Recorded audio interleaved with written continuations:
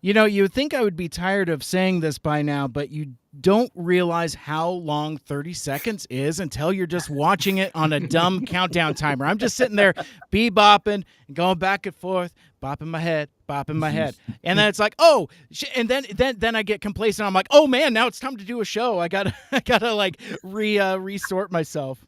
Well, hey, welcome back to Mike Seibert Radio. I am your host, and welcome to this very special episode, Talkin' Rock, the Rocky Forecast, where we're going to be talking about the longevity and legacy of Rocky IV, as well as kind of the Rocky series as a whole concept, and how Rocky is actually, in a way, or at least Rocky IV specifically, is kind of a weird cousin of sorts of Transformers the movie as we continue our 35th anniversary celebration of Transformers the movie this year. So I have brought together a really cool panel of fans of both of those franchises that I think we're going to have a really fun, great conversation about Rocky IV and Transformers. And now that director's cut that's really got people talking, we'll touch on that as well.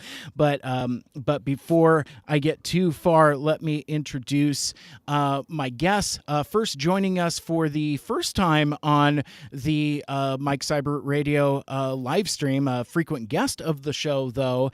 He is 1/3 of the Autopod Decepticast. Please give it up for my dude Ryan Jett. How you doing, my friend? Hey, thanks for having me on, Mike. I'm doing well. I'm always up for talking about Rocky. Absolutely. Well, how is it that you, because recently in a tweet you talked about the connection between Rocky and Transformers, right? Yeah, it's like one of our co-hosts, Caleb, talked about. He just on a lark went back and listened to a couple of the early episodes we did, and he's like, "Man, we have been talking about Rocky since episode 1," and it's like it seems like something that comes up every couple episodes. I don't know if it was just because it was on TV so much whenever I was a kid, or that I don't know. It's the kind of movie that any of the Rocky movies, I can just throw them on, whether either I want to watch them or just want something on in the background while I'm doing something else. But I've always maintained this franchise, and I recently got a Blu-ray box set. Watching them back to back, even they're way better than they have any right to be. Like, yeah. And I think in revisiting them, I got a new appreciation for that, because there's a through line in all of them that's they're better than I remember even them being. And so I'm like, it's kind of surprising to me. And I'm just always in a good mood whenever I watch them. Very cool. Well, and I'm excited to get more in depth on some of that insight and those through lines, because I had some very similar observations as well. But let's continue on the panel. Returning to the Mike Seibert Radio live stream, last time he was on, we were talking about the Transformers the movie, and this feels like a extension of that conversation. By George, he's got it. Author, voice actor, audiobook narrator, and the host of the Excelsior Journeys podcast. Please welcome George Soroy. How you doing, my buddy? Hello, Mike. So good to see you, and so good to see everyone here. Glad to be part of this discussion. I am also a huge fan of the Rocky franchise, been one for many years, and Rocky IV was a big reason why. So I'm glad to not only have this opportunity to talk about this, but also to share my thoughts on the director's cut, because I have seen that. I do own it. And it was a blind buy. I knew I was going to own it. So it was just a matter of what was going to be, how I was going to take everything that was changed. Awesome. Very cool. And rounding out the panel is our international correspondent coming to us all the way from Brisbane, Australia. First thing in the morning, bright and early in the morning. He is your Captain Boomerang. He is the host of the Unfunny Nerd Tangent, Aussie Top 3 from the Steel Cage, and co-creator of Transformers Reanimated. It's my dude Greg Tansley. Thanks for being here. Hey, thanks very much. I'm a bit disappointed because I was told I'd be introduced as my legal name, which is the Count of Monte Fisto. Oh, I wrote that down too. And it's funny because like I was watching a theatrical cut of Rocky IV last night, and when they go through all of Apollo's names, I was like, should I be writing this down, and should I be introducing all of my friends as such? Because one piece of connective tissue between Unfunny Nerd Tangent and the Autopod Yes. Decepticast is both of those shows are known for how shall we say, elaborate guest introductions, and it is a inspiration that I have taken in reverse. I've learned to just like, oh, you know what? It's Ryan, it's George, it's Greg. We're talking rock. Let's go. Well, actually, Mike, I in that order, he does fit the Count of Monte Fisto because that was the third name that was given. So you have the Dancing Destroyer, then the King of Sting, and then the Count of Monte Fisto. So there you go. So it all worked out well. I love it. I love it. This is going to be a really fun conversation. I already feel Don't it worry, in my audience. We have the old white guy segment covered. You're going to hear from it for sure. bones. Yes. Exactly. Well, and at least we brought in Greg for international flavor and to kind of break up the dark-haired fellow motif as well. But Yes, I think we are all over 40, so that doesn't quite fit. So anyway, so if you're punching bingo cards, you're not going to do very well here. Thanks for that, Ryan. No what? problem. I was I was like, you know what? I just can't avoid it. So I just got to steer into it. It is about Rocky, so I mean, come on. It's true. It's That was another thing in watching these. I'm like, maybe it's just who I am that this is why it's so appealing. Like, I don't know that there's a great demographic of non-cisgender, non-white people, like non-males that are into this. I don't know. Maybe I'm wrong, but it feels very specific. But although my girlfriend loves them, so Yeah. well, or tolerates them. Yeah, well, see, and I actually kind of want to started with by sharing a story with you guys. I in long-term relationships, marriages or other types of relationships, we occasionally run into blind spots, right? And in the lead up of this show, this Rocky forecast, I came across a blind spot that I didn't realize I had, in that my wife saw various posts that I was making on socials, and she's like, are you into Rocky? I didn't know you were into Rocky. And I'm like, lady. So I had asked her, I was like, well, I want to watch Rocky IV, and there's this director's cut, are you interested in watching it? And she's like, I'm not really into boxing movies. And I chuckle. I'm like, playfully condescending. I'm like, oh, you think this movie's about boxing? Okay, let's sit down and watch Rocky IV, because I mean it's That's a weird one to start with. Yeah, you would think, like, why not start with the first one and just kind of introduce the character? Well, time and opportunity more than anything. Mm-hmm. I didn't quite have time to go through the other three, so I kind of called my shot. I'm just like, because really, in a sense, when you watch Rocky IV, and I kind of called this out when it got to the music video montage, as I like to call it, previously on Rocky, it's No easy way out. Yep. And it's like you kind of get everything you need in a lot of ways, because it recaps those, not only the first three movies, but the first half of the fourth movie in a nice music video format that's actually kind of palatable, and she's like, oh yeah, cool, caught up. So For those that came in really late, so. Yeah, exactly. If you're just now getting to the theater, or if you've come from watching a different movie or something like that, maybe Crocodile Dundee was already done at a different time or something like that. I don't remember if that movie came out. Okay, bye. Or not. I don't think it is. Okay, goodbye. Goodbye, Greg. And that was our international correspondent. Please go check out Transformers Reanimated, transformersreanimated.com.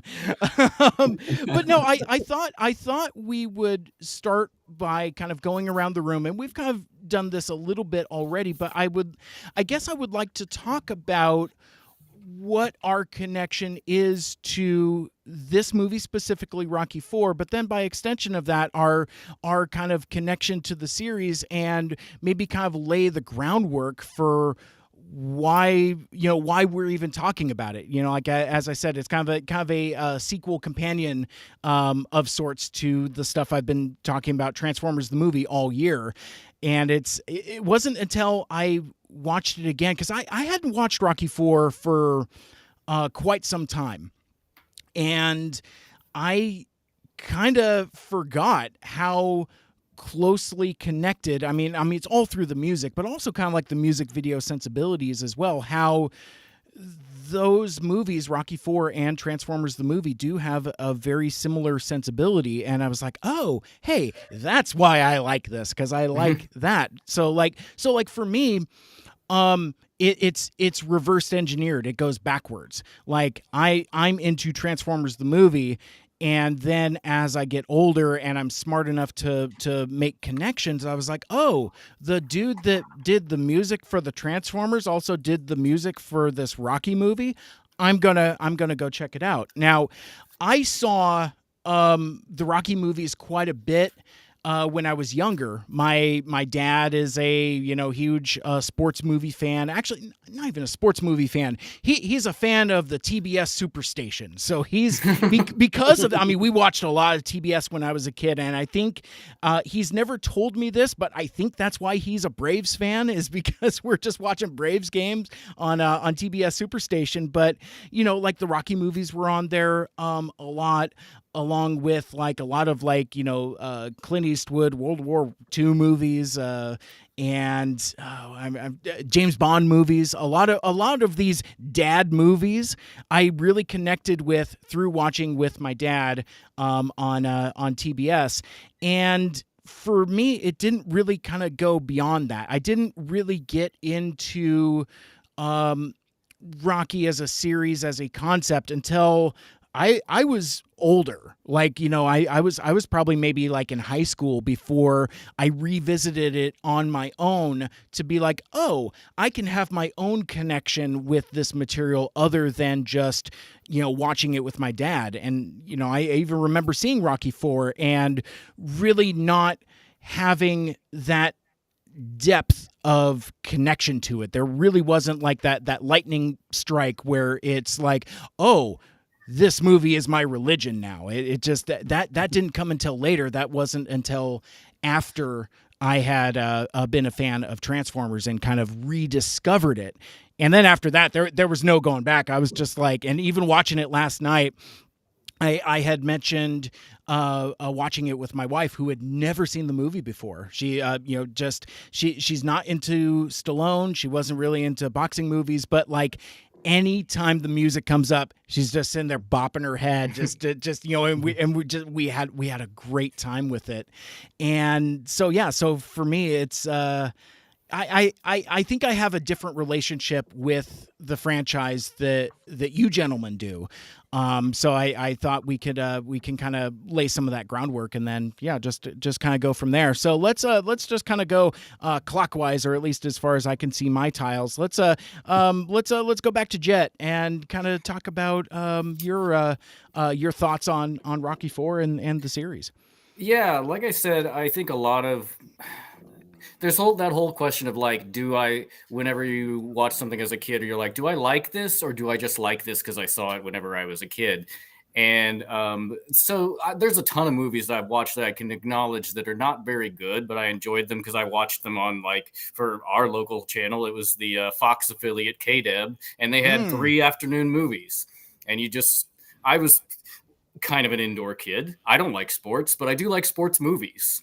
So this was, and then I hadn't watched them in a long time, and I got the box set just kind of, I don't even remember why, but I got them and I started watching them, and they, like I said, I think they are better than I even remember them being. I like them for different reasons now, which is that I do find, and this might be a little, I don't know if I'm putting on airs, but I find that they are they're very emotional movies. They're not really a sports movie. It's more, there really is a heart to it where it's more about the character of Rocky. And like, especially if you see the first two, those are almost art films. Like, so I will say that 4 was probably, I enjoyed it because it's very action packed, and the argument that it is a music video of a movie is not wrong. Like, Yeah. it's that criticism of that in Transformers movie, that's not wrong.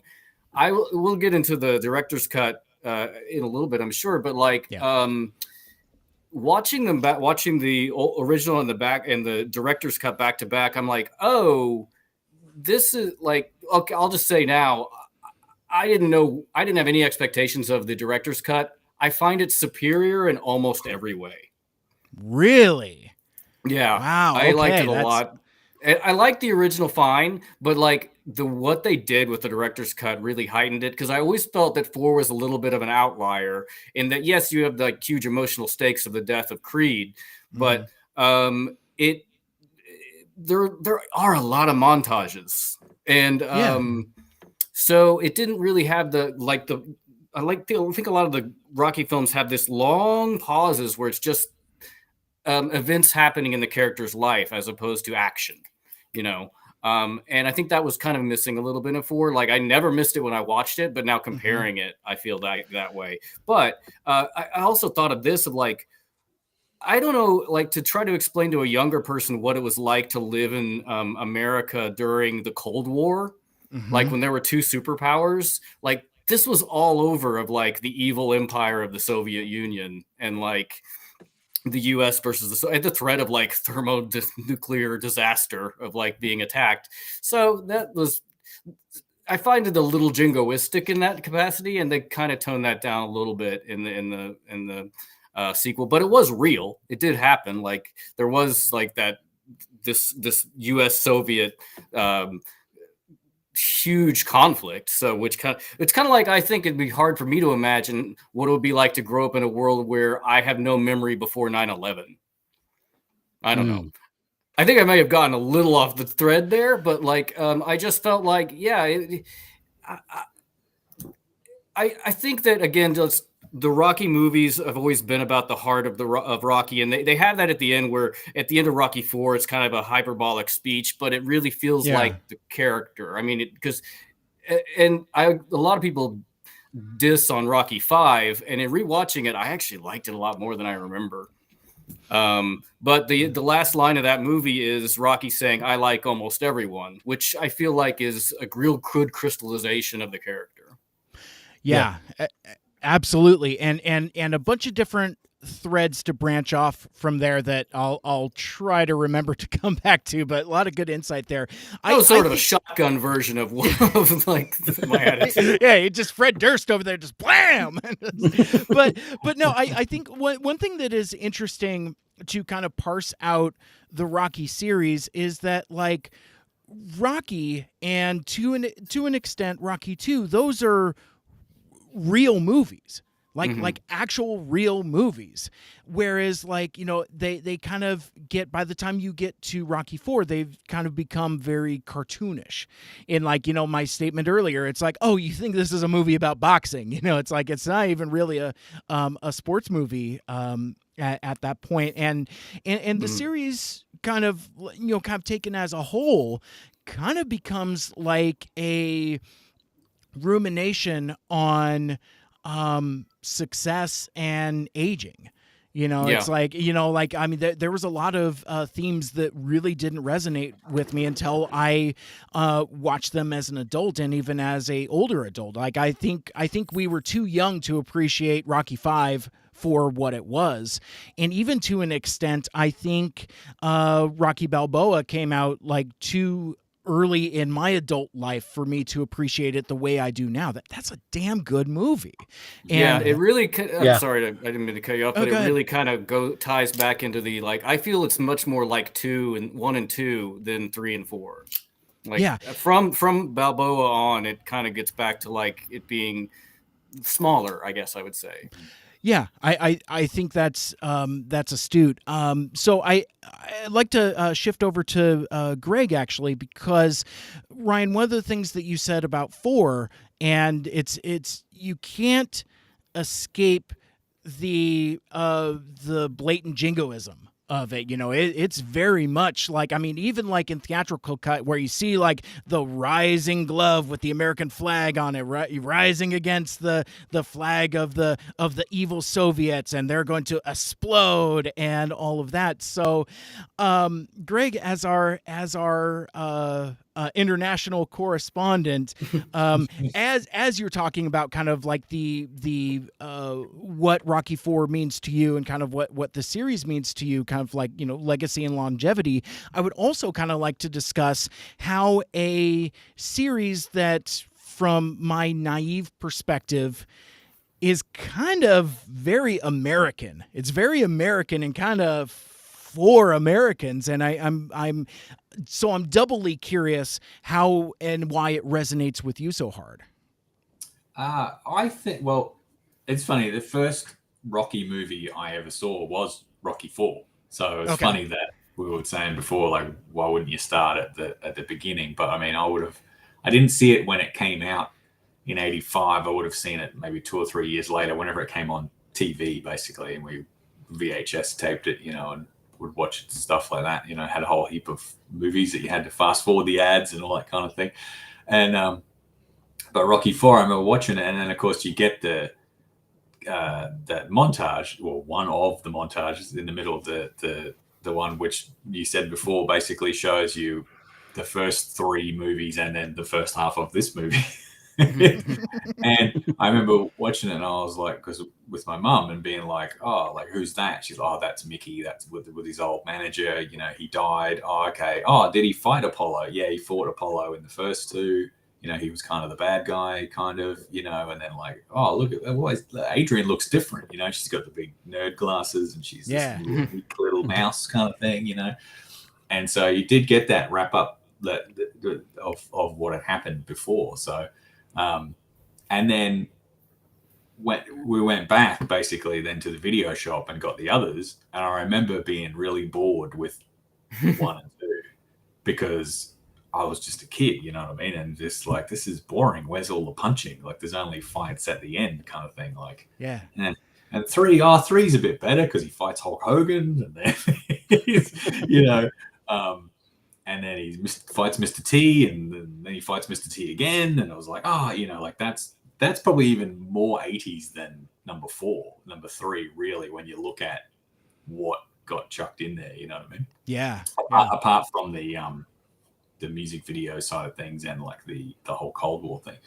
But, I was always a fan, but then going back later, probably when they sort of came out on DVD, so probably very late 90s, 2000 kind of thing, then I got the box set of DVD, or I guess it would have been then, and rewatched it. And I'm like, yeah, like this first one is brilliant. Like, this is one of the best movies I've ever seen, and then the second one is just a tad under that, you know what I mean? And then when I got to 3 and 4, I was like, it kind of gets a bit silly here. I understand now. I see why people used to say like, they're not as good as the first ones and stuff like that. But that's just coming from a different like time in your life, I guess. Like when you're a kid, you just, I didn't care. I just wanted to see fighty because it was, let's see more He-Man, let's see more Star Wars, more whatever that's just fighting, Transformers again, But as far as the whole like, I don't know, super American thing goes, like it's weird because we pretty much were inundated with 90% of American movies and TVs and things like that down here anyway. So it was weird. Like the American culture is not our culture, but then in entertainment wise, it very much is, because we got cable in like 1995 or 96. You know what I mean? So as a kid, anyone my age only ever had like 3 channels as a kid, maybe 4 depending on where you lived. And that's where we would get these movies, they would be like the Sunday night movie or something like that, on just whatever the free to air television station, you know. And so half of them were just cut to shit. Like I remember seeing Trading Places, and it was just like overdubbed and stuff like that, you know. Sure. A lot of fricks, you know. Slug in a ditch. Yeah, exactly. Yeah. Like there's that one, my favorite one, not to go on a tangent, but in Trading Places where Eddie Murphy sort of goes like, "Get the fuck out," like this. And on the TV version, he just goes, "Get out." Just muted that. Sorry if we can't swear, but yeah. No, it's fine. It's fine. But yeah, it just completely muted those two lines just to be like, "Look, out." But obviously with Rocky, there's no sort of real. I mean, it's violent in the sense that it's, you know, guys taking punches that would kill a man, you know, over and over again. But I mean, it was sort of cartoonish kind of violence, like you said. Yeah. Well, Rocky 4 is especially anyway, or not cartoonish, but over. What's the word? Like it's almost a over caricature of what a boxing match would be, kind of thing, because it's not. You know, like full swings. By the time you reached back, the guy would have hit you 5 times. You know what I mean? Exactly. And that kind of gets back to my, not to interrupt you, but yeah, I mean, that gets back to my sentiment earlier of like, you know, for a movie about boxing, it's not really a good representation of boxing. Like I have a good buddy at work that's very much into combat sports, MMA, professional boxing. And so, yeah, he'll just laugh. He's like, I like the movies, but they're not movies about boxing. No, and the first 2 really do, or even 3 to a degree, because it's like, extent, you know, you got to get that eye of the tiger back, Rock, and all that kind of stuff. It's not so much about the boxing, but it's like 1 and 2. I agree with Ryan, are very much like character-driven stories as opposed to plot-driven stories, because it's like he gets a shot and it's more about who he is, and you get that real sense of like how Rocky just thinks he's a piece of garbage. You know what I mean? He doesn't think anything of himself. So when people say to him like, "Why are you breaking legs for loan sharks?" He's like, "Well, what else am I going to do? I'm useless. I can't do anything else other than box, and I'm not even good at that." Really, you know, like he beats up Spider Rico in the first one, but you know, they all say, "Oh, I beat Spider Rico," and they're like, "He's a bum." So it's not even like you won. It's like you should have won. He's a piece of garbage. So Rocky has like no opinion of himself at all in that first movie, and I like the part in the movie in Rocky where they go to him and Adrian go to the skating rink, and he's just sort of running around, you know, and he's like, "Oh, my finger breaks," all that sort of stuff. But he says a real good point in that. He's like, after that, Paulie's talking to him about like, "Oh, why'd you go here? Why'd you go there? What do you see in my sister and all this?" And he's like, "I don't know. She's got gaps." "She's got gaps. I've got gaps. Together we fill gaps." And it's like, yeah, like that's a good, like, whatever metaphor, whatever for their relationship too, because like where he's physically strong and capable, but he's not real bright, and she's the opposite of that. So where he is strong, she's weak, and where she is strong, he's weak, and so he fills her gaps, and she, so to speak, and she fills his, and so that sort of thing. But then when you get to Rocky 3, it is a bit more just punchy, whatever. But even 3 has a bit more storyline to it as well, because it's what happens to the underdog when he's not the underdog anymore, and he's got money and he's overconfident and he's fighting Hulk Hogan for fun, and you know. But 4 is just, it could be called like Rocky 4 montages, because it is just like, oh, I'm driving home, here's a montage. I'm training in the wilderness, here's a montage. So not to interrupt too bad, I just want to say the thing you said about Adrian, Greg, had given her more to do in 4, like in she has nothing to do. And that's unfortunate, because she's really good in 5, and then in between 5 and 6 she dies. And I'm like, so just as we're starting to get a good like beat on her character, she's out of the franchise. But yeah, I mean, they give her a little bit more to do in the director's cut, but she is just like doubts him, doesn't want him to do it, but like 15 minutes later, it doesn't mean anything. Yeah, right. And then she just turns Yeah. up. Yeah, exactly. Turns up at the cabin, and it doesn't have the same effect as in like Rocky 2, where Yeah. she's like, I don't want you to do it. You're gonna go blind in your eye, you know, or you're already half blind. It's gonna mess you up. You're gonna get hurt. He's gonna kill you. You know, this kind of thing. And so he's training, but he's not really training. Like he's not into it, you know. And Mickey keeps telling him like, "What are you doing? Like you know, you fought that guy hard last time. Like you got to do that again." He's like, "Oh, okay, whatever."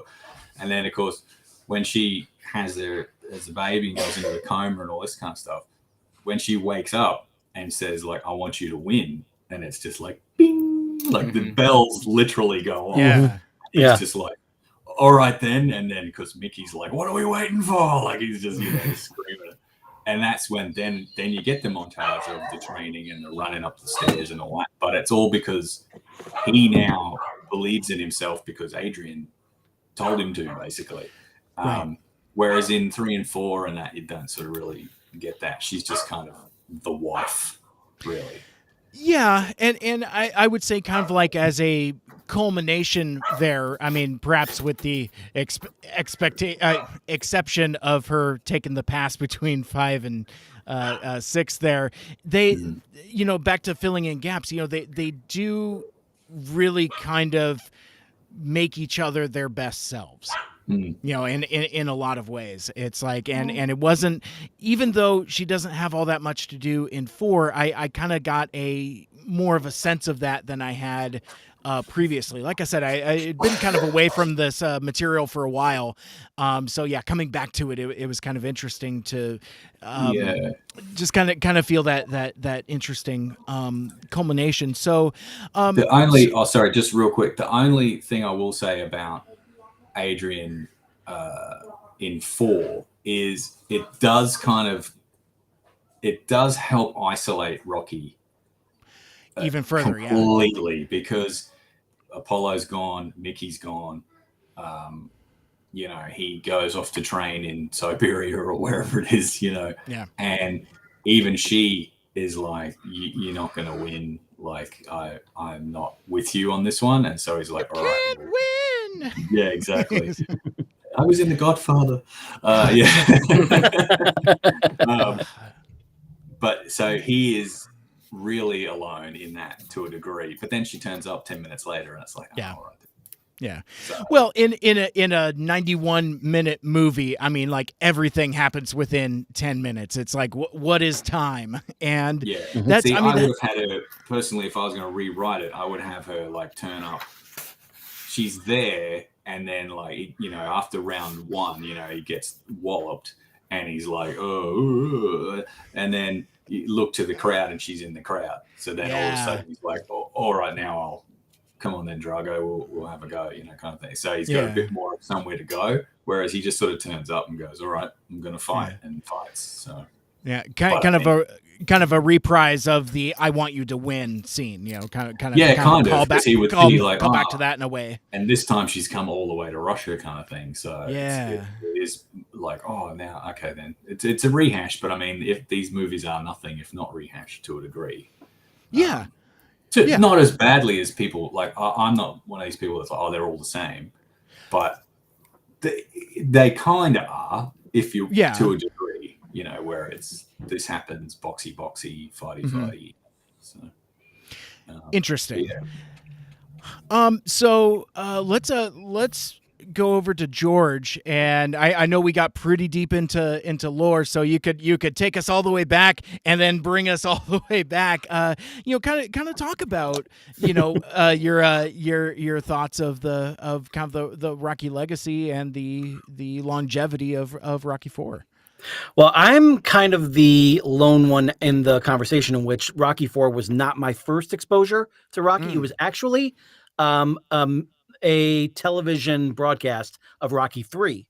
And that one is a great one for the kids to watch because you get everything like right there. You get 3 fights, with one of them being a boxer versus a wrestler.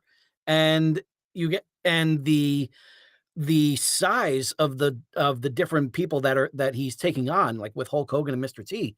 And you also get, and I've noticed that this one is, really centered on 3. It's really specific to Rocky 3, is the sound of the punches in Rocky 3 is very different from what you hear in all the other ones.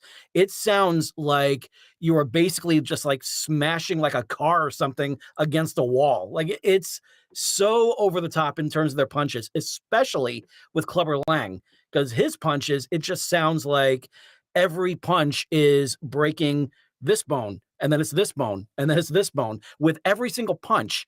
So it definitely adds to that element and really gives it kind of like that over the top sort of feel to it. But then I saw Rocky 4. Then I saw it with my friends, and we didn't see it in theaters. We saw it on a one of our friend. We were having a slumber party at a friend's house, and his dad got the VHS, and we got to watch that. And I was really taken by it. And I was also really interested in seeing what had happened beforehand because of that montage. And it wouldn't actually be until I want to say like about 8th grade or 9th grade. That's when I finally saw 1 and 2 and loved them. I absolutely loved them. Like as they were coming, I didn't like 2 as much. I felt like it really kind of dragged in the middle, which it did. But the fight at the end of 2 was fabulous. I thought that was just an amazing 15-round classic. And but I was really taken by 1. 1 really grabbed me in a way that the others had obviously grabbed me in a way that made me want to go back and watch them. But when I saw Rocky, it was just the original Rocky. I was like, this is it. There is something really, really special about this one. And it's no secret that's one of my top 5 favorite films of all time. So having gone through that and then experiencing Rocky 5, and the main thing that I really noted that I noticed was when each one came out, because you have, 76. That's when Stallone all he was doing was he was doing the heavies. He was in Death Race 2000. He had, like a couple of other roles like that. And he created his own opportunity. And it was Bob Chardoff and Irwin Winkler that gave him that opportunity. They were his Apollo Creed, saying that, none of this happens without them, especially Bob Chardoff, wanting to read that script that he had. And he had just an idea floating in his head and had to fire that out in 3 days to deliver a first draft. So the fact that he was able to do that and pull that off was amazing. Then you have then 77, 78 passes, you get to 79. By 77, 78, he's doing some middling movies, not too much. He was kind of still kind of coasting off of the goodwill of the first one, but eventually that goodwill runs out.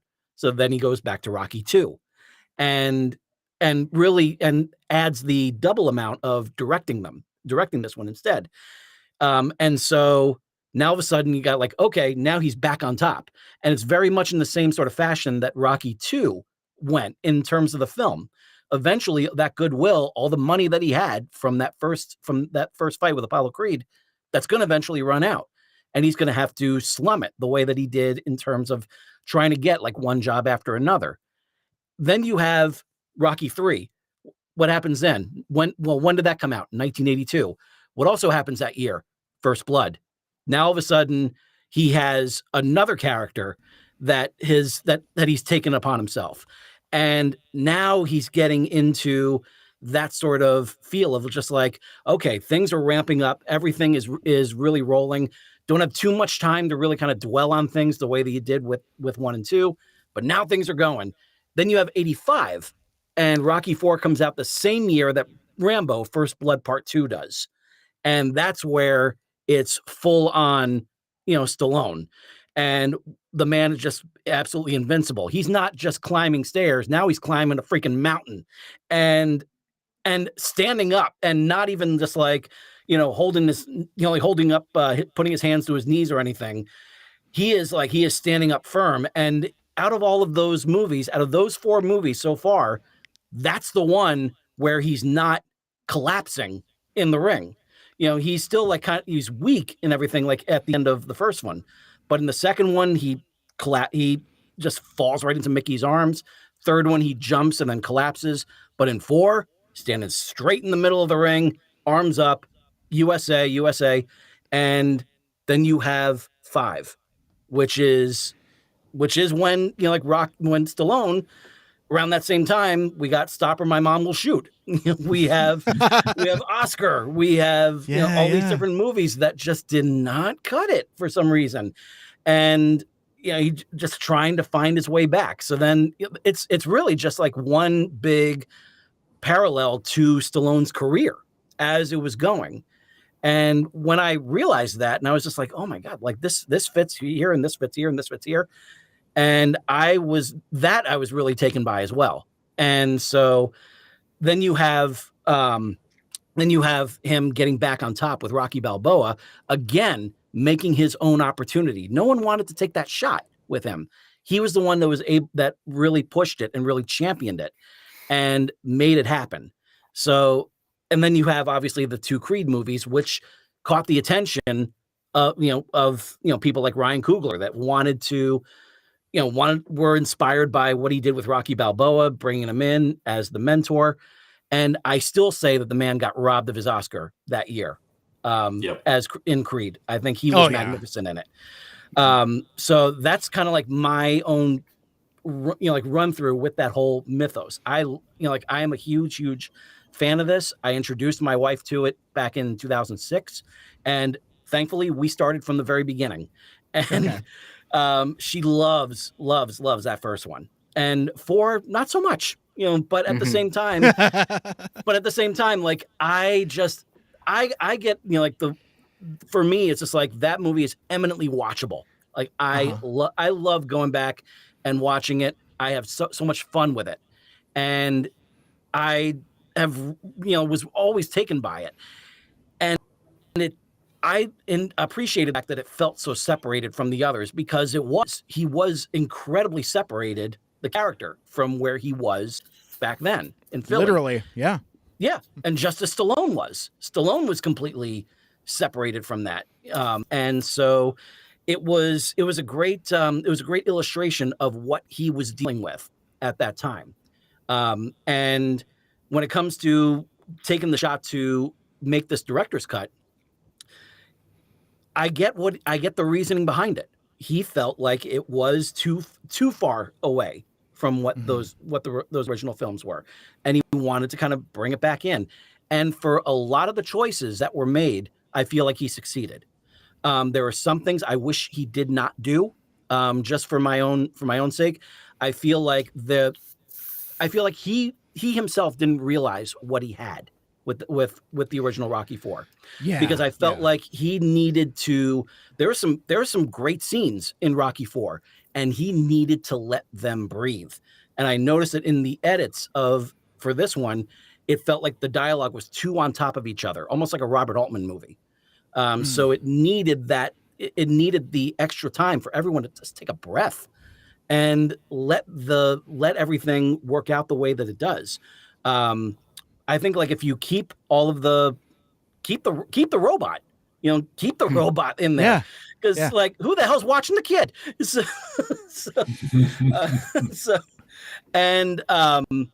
I feel like the robot itself, like, illustrates just how far Rocky has separated himself from everything, and he needed to be brought back. He needed to be reminded of who it was that gave him that shot. That's why I love the new version of The Funeral that was done for Creed. I thought that was terrific. I thought the additional scenes with Adrian, I thought, were great, and they needed to have that moment where Rocky is saying to Adrian at the end of it, saying, to beat me, he's going to have to kill me, and to do that, he's going to have to be willing to die himself. And the way that it's set up in the director's cut, you can hear him saying that when he's putting up the pictures of Drago in his training place in Siberia.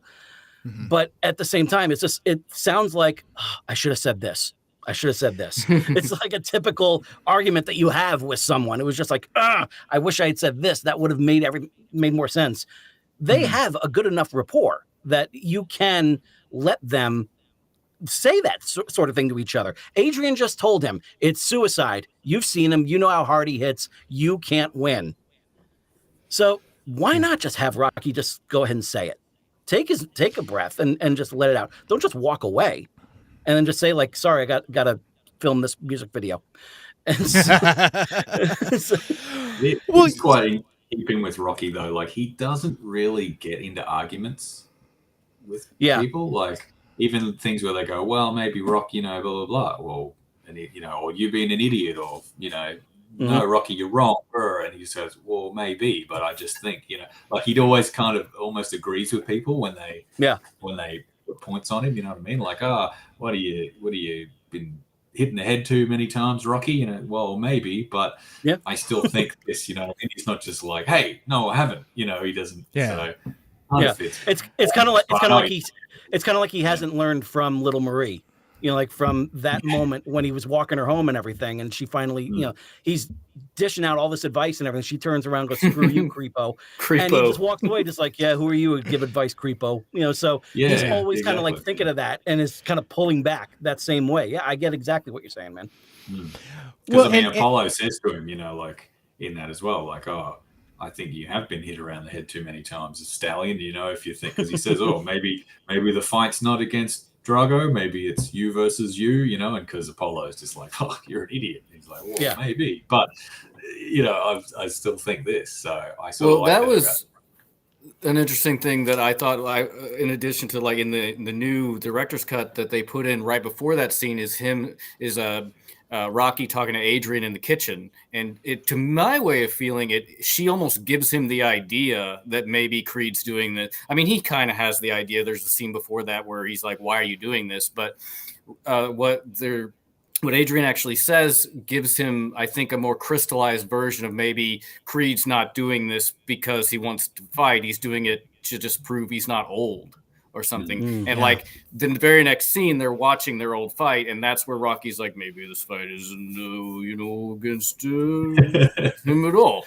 And so I don't know. I thought that was nice. It gave her a little something there.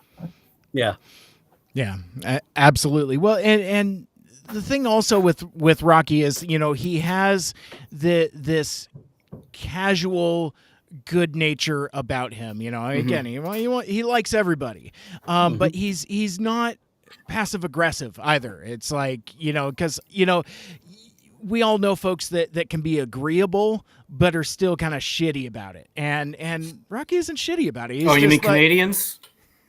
Wow. Okay. Oh, shit. Where did that come from? To Canada. Man, Jet with the high heat. I don't know why. Very, very high. Well, so we kind of invoked the name of the director's cut earlier, and we've kind of gotten into some of the details of it, and I think a conversation of the director's cut needs to kind of include a conversation about the legacy of this movie, which is kind of what we're here for, in that, like, I feel that Rocky IV has a separate legacy that sets it aside from the other Rocky films because of its specific sensibilities. George mentioned it, Ryan mentioned it, and Greg, I think you mentioned it also. But like the thing that we touched on is watchability. It's like you could just throw it in and you could just watch it. Where I think that's a component of why this movie connects with folks and kind of still sticks with them, because it's good, bad, or indifferent. It is 91 minutes and you are in and out. I've used that same rationale for that movie about the Transformers. It's like, that is 86 minutes end to end. You could watch that movie 3 times over in the time it takes you to watch one of them live action Michael Bay movies. Whereas 8 minutes of the movie is Apollo's James Brown entrance. Yes. So, I mean, so yeah, I think that's what true fans or cinephiles or whatever would be critical of it, but I think that's what makes it charming and endearing. It is very much so a product of its time. That movie does not exist out of the bubble of 1985. Yeah, it's a very 80s time capsule. Yeah. Absolutely. And so when the prospect of a director's cut was coming, it was basically like, all of us are, podcasters and content creators, we all have kind of like our COVID projects and basically that's what Rocky IV, the director's cut was. Actually, no, I'm sorry. From this point forward, we can only refer to the director's cut as its official title. It's Sylvester Stallone's Rocky IV: Rocky versus Drago - the ultimate director's cut. That's the only way we can refer to it going forward. That is, and I thought Batman v Superman: Dawn of the R-rated ultimate R-rated Justice Carnival was enough of a mouthful, but Stallone's like, hold my beer. Not to be, you know me, Mike. I'm never pedantic. I never want to just argue for no reason. But like, why Rocky versus Drago? Why not Rocky versus Ivan or Balboa versus Drago? Because you're mixing up the names. The mismatch. Yeah. I don't know. I don't really care, but it was like, what a weird choice. It's a dumb name anyway. It is a bad name. I know you want to say. I know you want to like try to say something to differentiate it from the other typical director's cuts, but just try something else. Just try something else. I would just have like Rocky IV, the Stallone cut. That's what I would. Sure, something like that. I know he was the director in the first place, but obviously he didn't. Redux or something. Steal that from.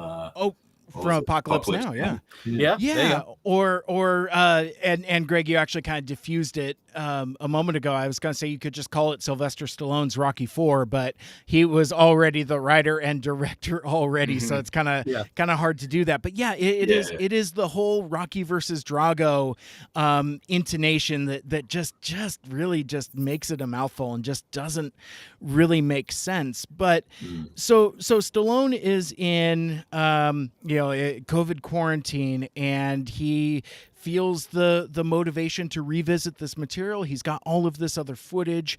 I'm not a prolific enough student of this movie to know if this is material that has lived in other places, like deleted scenes or DVD special features. I couldn't say, but the way that I saw it first build was like, Rocky's going to do a director's cut. It's going to be 40 minutes longer, or no, I think it was like it has 40 minutes of new footage, and he's taking out the robot. I mean, like those were like the three headline parts, and really all of it just kind of like hit as a red flag for me. And I was like, why revisit this? What is it about this movie that would make it interesting to revisit? Well, I mean, again, quite frankly, Homeboy just needed something to do while he was hanging around at home, which again, all of us can relate with. But as the release got closer, I was hung up on the robot thing, and we've I mean again, I'm the robot fan here, as we all are. So, but like for me, that was symbolic of what my imagination was starting to create, what a director's cut of Rocky IV would actually be. And then other stuff came out about like how, it was going to be, more serious and more intense. Like the music is going to be more powerful. Those kind of like weird hyperbolic statements there where it's like, what does that stuff actually mean? And it reminds me of another COVID project that I consumed, and that being Zack Snyder's Justice League. And, so it's like, that is where my mind went. I thought that the director's cut of Rocky IV was going to be as dour and as earnest and as just gloomy and not fun as that second version of Justice League. Now, your actual mileage may vary, but one thing about Zack Snyder's Justice League is that I will say is that it is coherent in a way that the theatrical cut wasn't. It's good, bad, or indifferent. It is complete. And again, I don't want to litigate whether it's good or not. I run afoul of the Snyder Bros enough on Twitter. I don't. We did that anyway, Mike. Oh yeah, that's right. That's right. But yeah. So that's what I thought it was going to be. That Sylvester Stallone's Rocky IV director's cut was going to be. It's going to take out all the Vince DiCola music. It's going to take out all the montages. It's going to take out all the music videos, and it's. I have to go back to the original solicitation, but I thought I had read somewhere that it was going to be 40 minutes longer. When the thing actually came out, and it was debuted as a Fathom event, one-time only screening, I wasn't able to attend because what none of us knew at the time was that it was kind of like a true event in that like it was simulcast. So like when I did my interview with Vince DiCola and Kay Meredith, we talked about the upcoming premiere of the director's cut of Rocky IV, and he had shared with me that they had been invited to attend the screening, but they didn't know anything about it. Like, hadn't seen the movie, didn't know anything about it. And so the thing that Vince had asked, he had reached out to his manager and said, can you make sure that my music is still in the movie? Because that would be awfully embarrassing if I go to this thing in Philadelphia and my music isn't even in it, because it's, that's not uncommon with director's cuts. We were even talking about that. Music like Junkie XL. Exactly. But way to bring back that example, with a completely different score. But Vince had speculated that perhaps they were going to bring in more Bill Conti music, which actually they did in the director's cut, which is fascinating. But the thing that really struck me is that Rocky IV, the director's cut, isn't 40 minutes longer. It just has a different 40 minutes of it, which I found very, very fascinating. I had to do a double take when I saw that the runtime for the director's cut is 93 minutes, which is only 2 minutes longer than the theatrical cut. So then it becomes like, well, what is this? How different can it be? And so I thought that's kind of what we would chat about a little bit. So, we'll spoil some aspects of a director's cut. I mean, it's not necessarily a full comprehensive review, but we talked about some of those things, and I thought we would kind of like debate and discuss some of those more noticeable differences and kind of whether it works or not. For me, I have, I'll confess, I have not watched the director's cut end to end. I kind of watched it and I skimmed around, and then I skimmed back and forth, kind of looking for some of those differences, but I have not absorbed it in its entirety. I'm trying to stick with my buddy Team Greg over here, who can't even get it where he's at. So there is no international release. So if you didn't go to the Fathom event, I didn't explain why I couldn't go. It was at 5:00 at night my time. So because it was time to be live with Stallone came out, did some Q&A, did a presentation of it. So rather than setting 7 p.m. for everybody, it was time shifted for whatever the local time for Philadelphia was. So but anyway, so I saw it at 5:00. I'm working at 5:00, so I couldn't go. And then after the Fathom event came and went, I'll admit my enthusiasm kind of dropped a little bit. And then I was I'm telling too many stories way out of order, but the inspiration for this show to gather all of us here together, this is spun directly from my interview with Vince DiCola, and we were talking so much about his music in Rocky IV and this upcoming director's cut, and I was on my morning walk and I was listening to this new release of his music, this symphonic rock suite that Vince did as part of this music festival in Spain back in 2019, and so he did it as a separate release. I bought it, I downloaded it, and I was just listening to it, and I was like, why not just do a podcast about Rocky IV? We'll call it the Rocky IV cast. That'll and that's just how dumb inspiration happens, and just kind of it could be just a little thing. But then I realized as I was communicating with all of you guys is how weird the Venn diagram is between like Rocky fans and Transformers fans, and that through this conversation we're having here now, this franchise is almost as important as the shape-changing War Robot franchise to us. And I thought that was a very fascinating concept to explore and to get into. I think this is supposed to loop back around to where I'm talking about a director's cut. I see I've confused Ryan quite a bit. I was just thinking, in my mind, I was like, surely someone has done the thing where you flip the score for Rocky IV with the score from Transformers and just do the Vince DiCola flip. Like, oh my gosh, that must exist.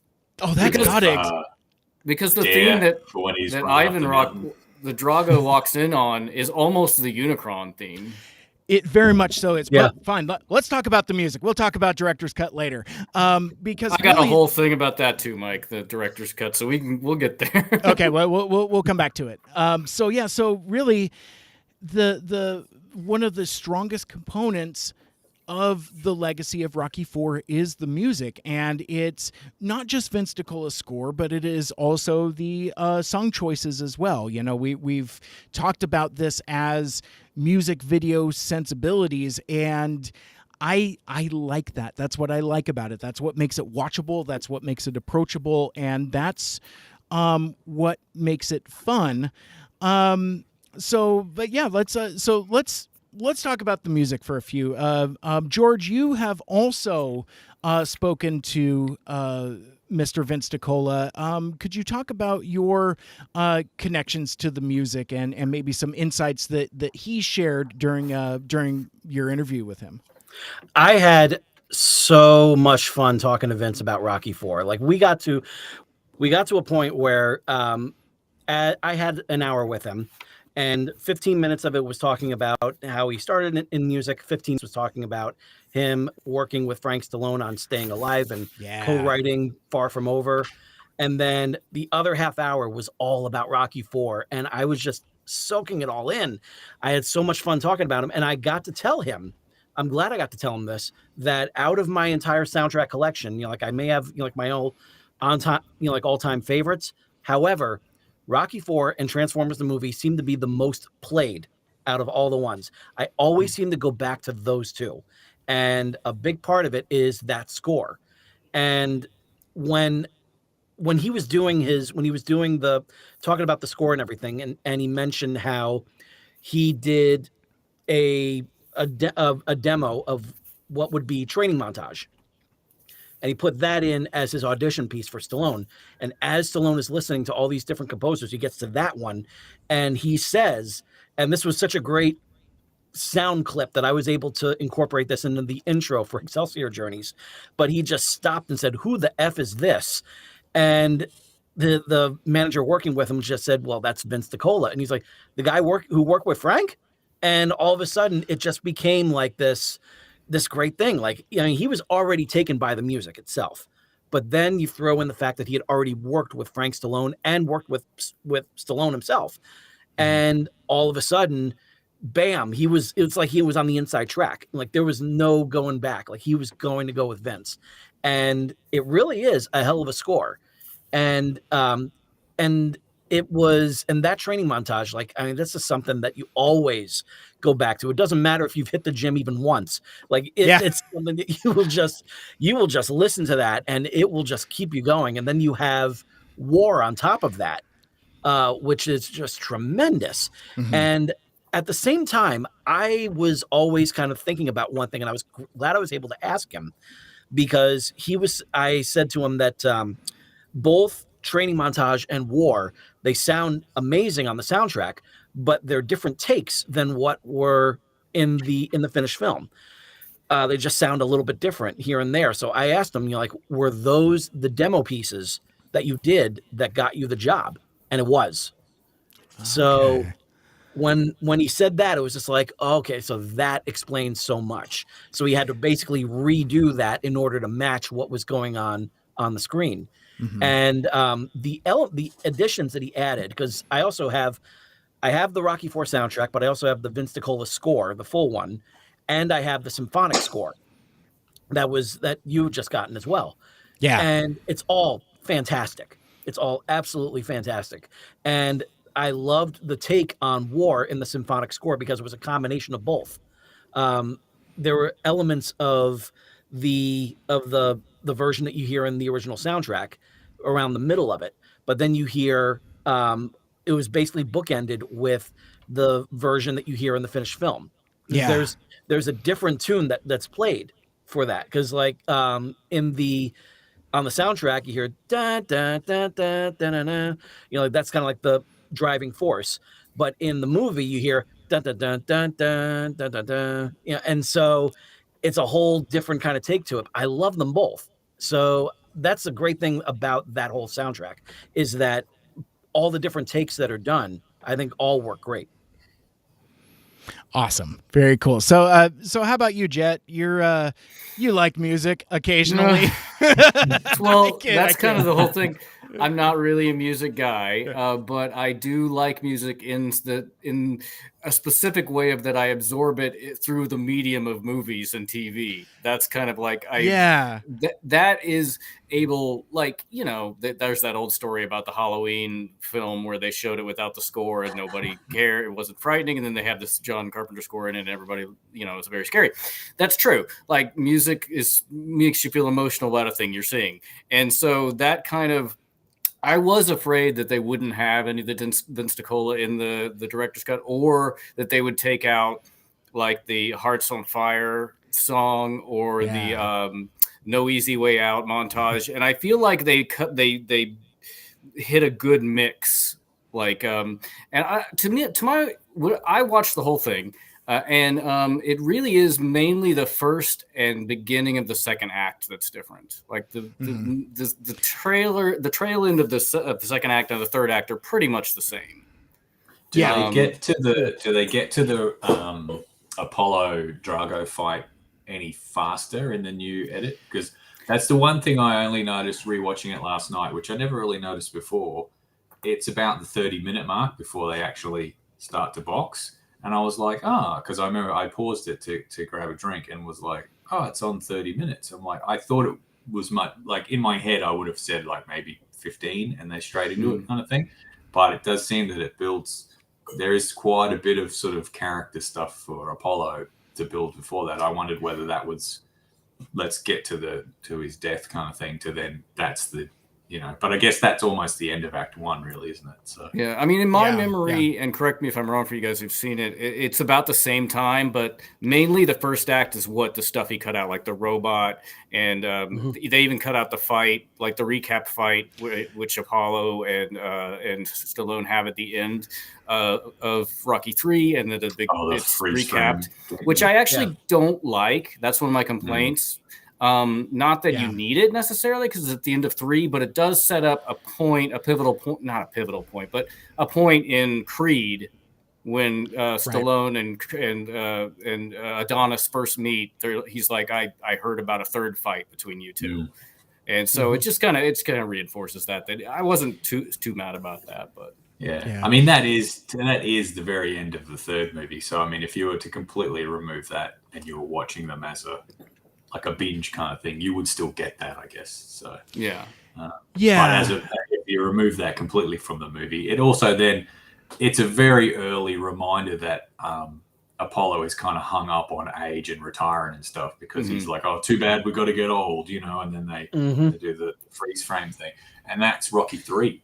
So for that to sort of then basically continue on as a major theme for Apollo's character going into this movie, and why he can't just settle down with his massive house and all his money and stuff. It's like, no, we got to, I feel born again, stallion, all this kind of stuff. Yeah. And it's like, all right. This is like just one. I don't want to forget this. I don't know if this goes here or not, but just talking about the top of Rocky of the new edit. The beginning is weird to me. Like, it's the only one of my complaints. I really don't like it. I really don't like it because it is smash cut to the end of Rocky 3, and way more than you want. I mean, like, that sequence goes on for 8 minutes, and it excises, like you said, Ryan, the part that you want. That fight between Creed and Rocky is gone. Instead, it's just more recap. Whereas I like how theatrical cut opens. I mean, as silly as the boxing gloves are, I mean, you have that, and then you have, I mean, it's one of the things that I drive my poor wife nuts. I watched a little too much Mystery Science Theater 3000 when I was a kid, and it's ruined my ability to watch things with people because I can't not make commentary. And so I talked about exactly. I'm just a delight to and I talked about in our Eternals episode on Funny Nerd Tangent, I'm not good to go see movies with, but also I'm not good to watch entertainment at home with. But anyway, where I'm going with that is that Rocky IV, the theatrical cut, it feels like there's plenty of opportunity for narration.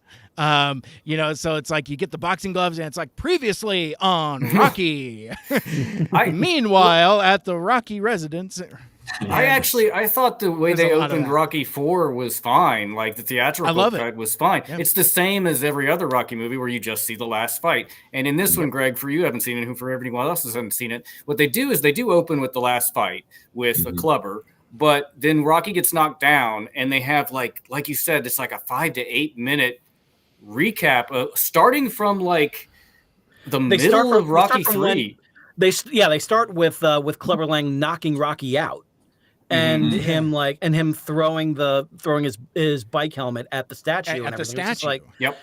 And then I get why he did this, because he wanted to show like the start of their relationship in this new form. But that's the only thing that I can really say, as like, that's the only kind of excuse I can make, because it went on for way too, just like you said, like way too long for what they wanted to do with this. For a 93-minute movie. And speaking of music, what is the music they play after he wins that fight? It's not the same.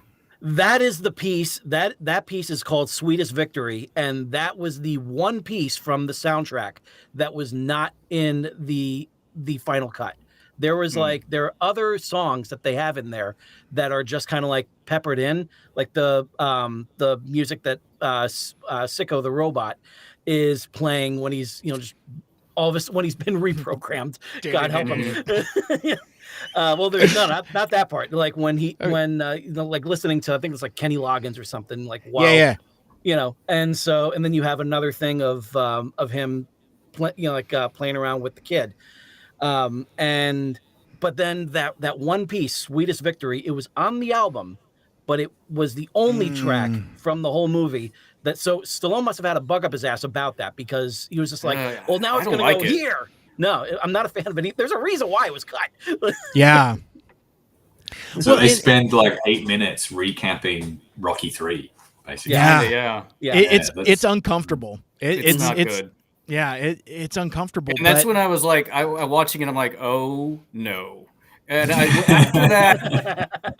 that, I was like happy, but like that part, I was like, this is not set a good tone. No. See, that's the thing. I always thought that if you were going to binge the whole series, I feel that Rocky 1 and 2 you should really watch together. Yes. And then, if you take a day off or the next day or whatever, then Rocky 3 and 4 go together really well because of you build the relationship with Apollo in the third one, and then the fourth one are the repercussions of him being killed and stuff like that. And then you can sort of take a bit more of a break and come back with 5. Same again with Balboa, and of course then you can do the Creed movies or whatever. But I really do feel that 1 and 2 complement each other well. Like when 1 finishes, I want to watch 2 because 2 opens with them taking Apollo and Rocky to hospital. Yeah. And so it's straight out. It's like, this is what happens an hour later kind of thing. And then Rocky 3 obviously is sort of similar because it ends with the fight, the grudge match kind of thing. Ding ding, all that sort of shit. With Rocky and that in their Hulkamania, whatever pants they're wearing. But then 4 starts, and I'm assuming that when he comes home to the house, he's just driven home from that fight because he has the black eye, and that's what he says. Who the kid says to him, "Who gave you the hat?" That's Friend. Gone. That's totally gone now. That whole sequence totally gone. Yeah. To where it's like, meanwhile at the Balboa residence, and it's like, no, that sequence doesn't even happen. That's I think it just basically cuts to Apollo from that point in the pool. In the pool. Yeah. Oh, okay, right. I wonder if that's to try and relieve the sense that the kid ages about 4 years in a day. Yeah. In movie time, you know what I mean? And then again, he ages about 5 years. It takes Rocky and Adrian about 5 years to get home from Russia. They didn't take a nonstop flight, so No. I didn't mind. I liked the robot, but I didn't mind the cutting of it. I didn't mind the cutting of the kid because it is like what is added in is more Rocky Apollo stuff. Yes. And it's subtly tweaked in different ways. Yeah, some stuff is kind of rearranged. The kid in Rocky 4, as much shit as is it Sage Stallone? Sage, yeah. He's not great in Rocky 5, but I mean, whatever. The guy's dead. We'll give him a pass. And like tragic for Sly, obviously, but he's okay. It's just whatever. No one. The problem with that movie where the people go, "Oh, his kid sucks." It's because people want to see Rocky. They don't want to see, like Robert Jr. But in the version of the kid in the third one, he's very much like wooden kid actor. Like, boy, am I hungry. Like, oh God, yeah. Can we cut? Is that Dad? You're late. Mom's gonna yell at you. Yeah. Your face looks like a catcher's mitt. I'd be like, "Hey, yo, I would have just belted it. Like, what I've done, But I mean, having said that, he's only a kid, so you gotta be like, that actor sucks. But I mean, there have been good kid actors before, so sure. So if the kid is removed mostly from Rocky 3, I feel that's 4. Sorry, I feel that's probably a good change.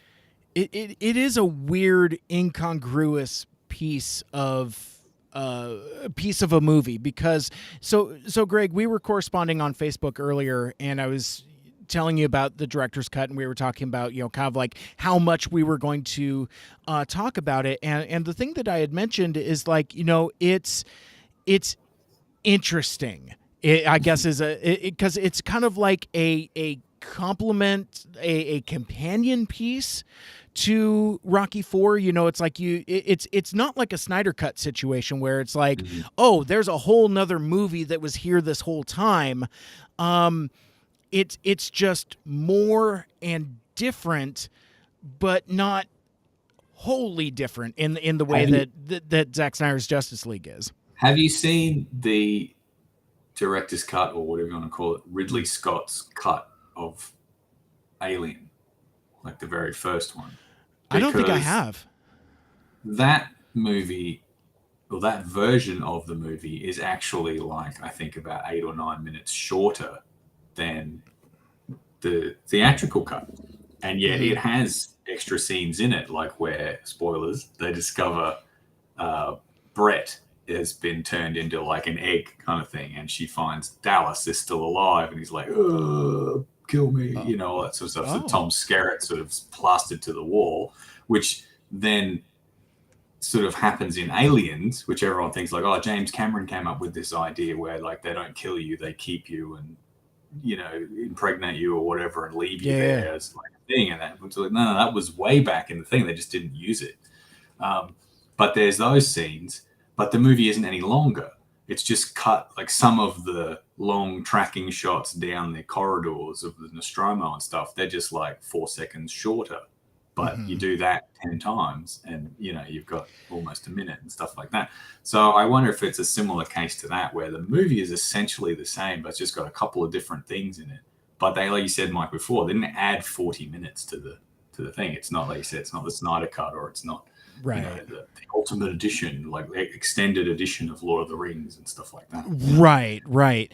And the stuff that's in there also is like there's slightly different takes, like during like the beginning press conference between Drago and Apollo. It's like, when Rocky and Apollo leave and they're talking to each other, that's a completely different, I mean, the lines are the same, but like the angle is different. So it's very much like a different take, but it's still the same scene, and it has slightly less, it has different impact than the original version, where it's tight on them and they're having like a more private conversation. This is just kind of like something they're tossing over their shoulders as they're leaving in full view of everybody else. It kind of changes the tone of the scene, and that's kind of the thing that struck me about what this director's cut was going to be, is that like it's Stallone had said that he felt that Rocky IV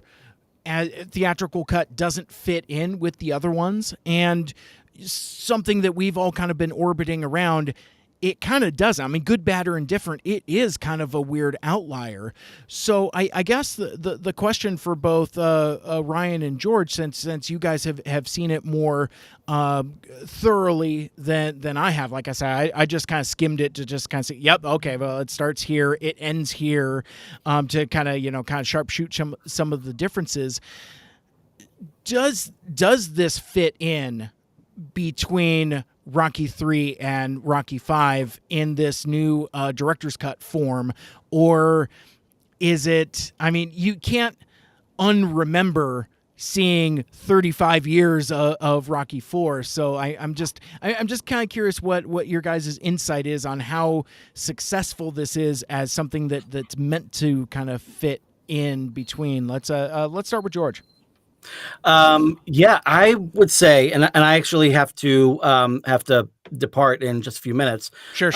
But yeah, I wanted to make sure that that I got this part out, so the timing is perfect for this. But I would definitely say that it definitely fits. It definitely fits overall in the whole thing. And there are actually a couple of callbacks, especially one in particular in dialogue to Rocky 2. Where he basically reiterates what he said to Adrian back then, saying, "I've never asked you to stop being a woman. Please don't ask me to stop being a man."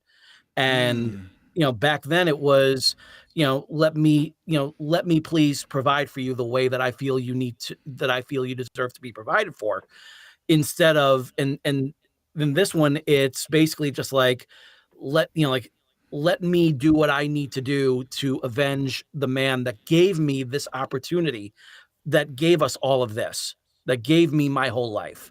And that's why, I would say the funeral scene is fabulous. I think that works so much better. I never understood the rambling that Rocky does in the original theatrical cut, when he says, like, you always wanted to do things the way you wanted it. And it was like, what the hell does that even mean?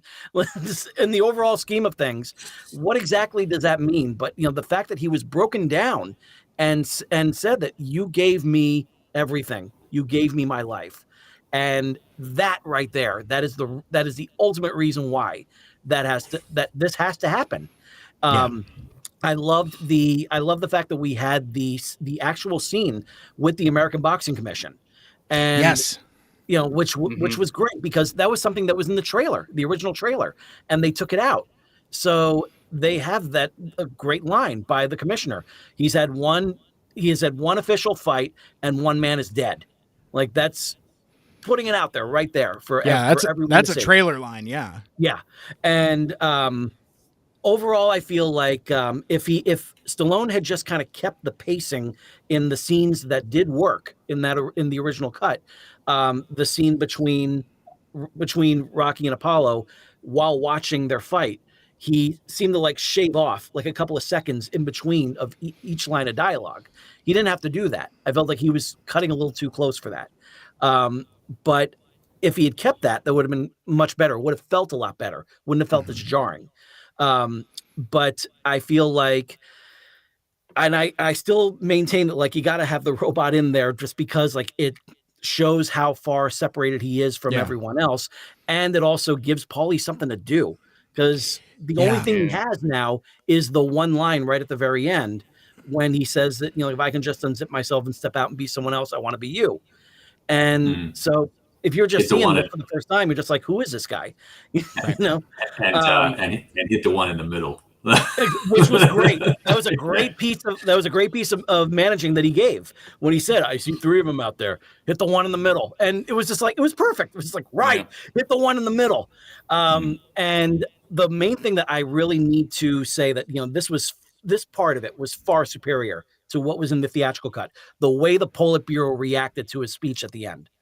That was perfect, because they are not standing up and applauding him, saying, yay, American. They get up, they are pissed. They walk out that door. And like as soon as the camera's cut, those soldiers are going to be walking out to basically say, like, you weren't really cheering for him, for the ugly American, were you? And who knows what would have happened after those cameras got cut. They definitely would have shooed the USA Network guys out. And so USA Network. Oh yeah, that was awesome seeing that again. I'm like, USA, I miss you. So that's good though. I'm glad they real quick. I'm glad they did that, because that is one of my criticisms. Even as a kid, I was just like, because I remember watching it with my mum when I was 8 or 9 or whatever, and she would be the same. She'd be like, they would not be cheering for Rocky in Russia. Like there would just be no. And at the end where they're all like, yay, this American taught us the way of the world. Like, there's nothing wrong with that, but not in communist Russia in 1985. They would just be like, nope. If all those people that are cheering, they're dead. So I would say that when it comes to when it comes to how I would rank like one over the other, I think based on the decisions that were made, it comes out equal. I would say that it has not done enough. The director's cut, I don't think it's done enough to replace the theatrical cut the way that the director's cut to Daredevil replaced that. That was just like, like, oh wait, we forgot to put in a story. Well, we have the story right over here. Let's put it in. And they put it in. It's like, holy crap, this is actually a good movie.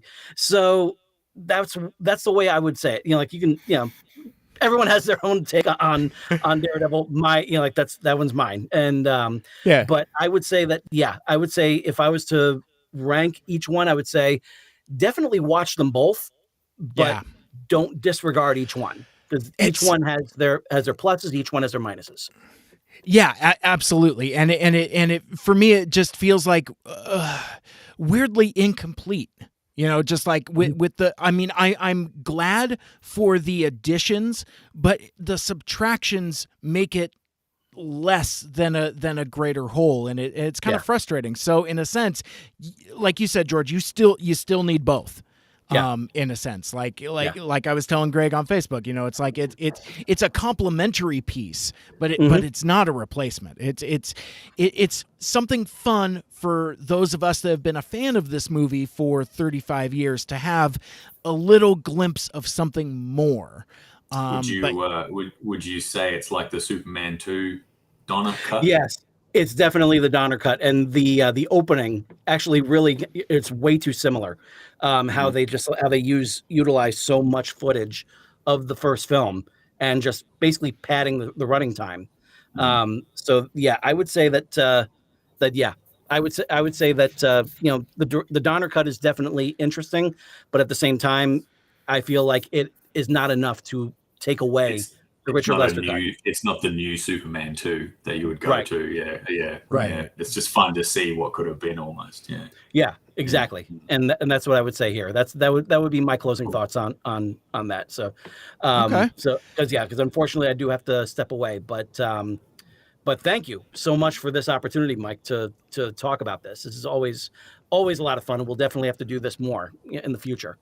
Absolutely. Well, thank you so much for taking the time, George. We appreciate you. Before you leave us, though, could you take a moment and talk about some of the awesome stuff you've been doing, like new live streams? You're hanging out with horror hosts. Like even since the last time you and I spoke, the Excelsior Journeys is expanding even further. So if you wanted to take a brief couple moments and plug your stuff, please feel free.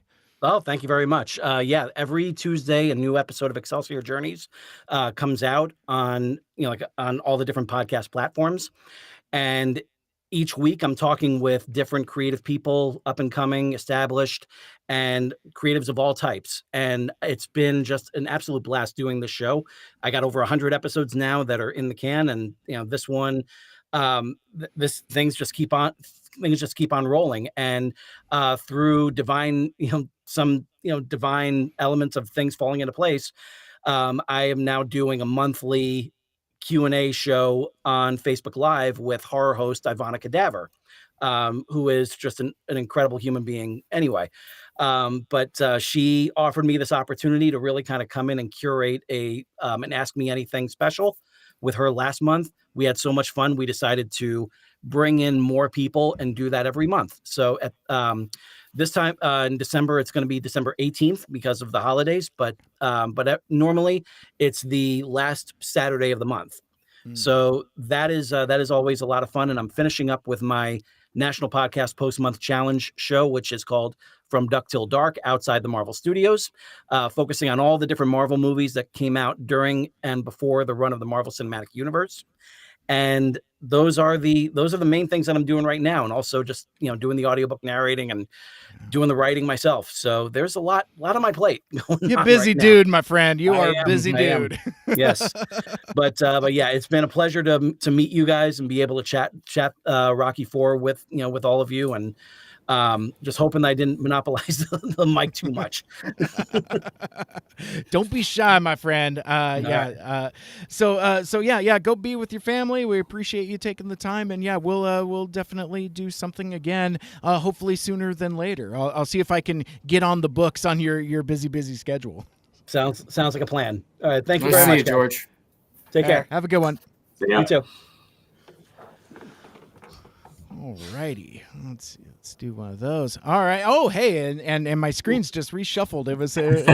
Greg slid right in there. He just slid into my DMs there. So let's see. So Greg, I didn't get a chance to ask you in more detail. Being a musician yourself, what are some of your thoughts on the music of Rocky IV?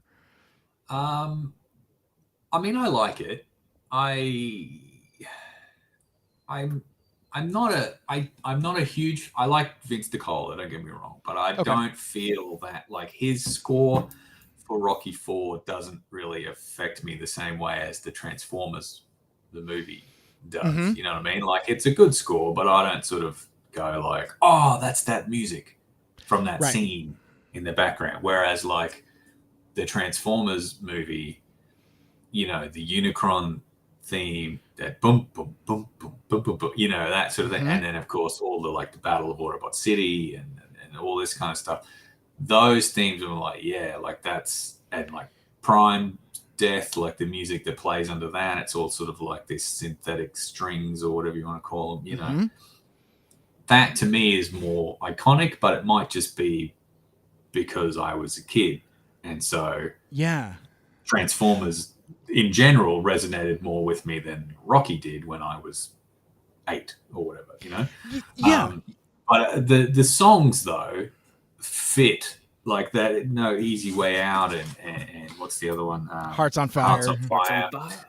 They fit for the time, if that makes sense. Whereas now, like having rewatched it, that were my two criticisms of the movie when I rewatched it again last night was, it is mostly montage, and the songs are just kind of like, all right, like we get it, like it's very 80s, but I mean, it's not really I said it was a criticism, but I wouldn't be like, oh, this sucks.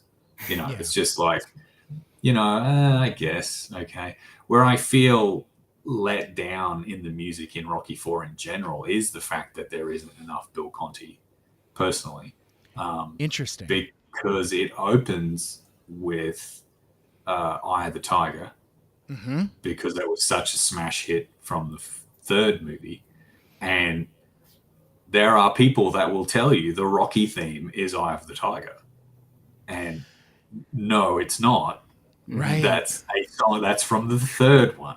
The Rocky theme is the Rocky theme, bum, bum, bum, bum, bum, bum, bum, bum, bum, that's the Rocky theme. Which is not Eye of the Tiger is the Jason hockey mask of Rocky. Yeah, yes. There you go. Oh my God, yes. Yeah. That's amazing. It's everyone's like, oh, that's the music from Rocky 3. That's where I do my, oh, actually, that's the song from Rocky. No, that's the song from Rocky 3. The music from Rocky, The Gonna Fly Now, that's the theme that you go to war to. You know what I mean? Like, so I don't feel that theme is in Rocky 4 enough. But no, I get what I don't think it is at all. Actually, I mean, might have been a little bit at the end, but even then, they do it a little bit when he climbs the mountain. Oh, that's right. Yes. Right. Yeah. And also, Greg, they change it. They close out Rocky IV with Eye of the Tiger in the director's cut, which they don't do in the theatrical, I think. Correct. It was Hearts on Fire again. Yeah, which I think which is fine, because with the reshuffled opening of director's cut, it doesn't start with Eye of the Tiger. So if you want to bring that in, which actually I don't think it needs to be there, but really in a sense, like you said, it's the Jason hockey mask thing, but it's like, hey kids, remember Rocky? This is what Rocky is.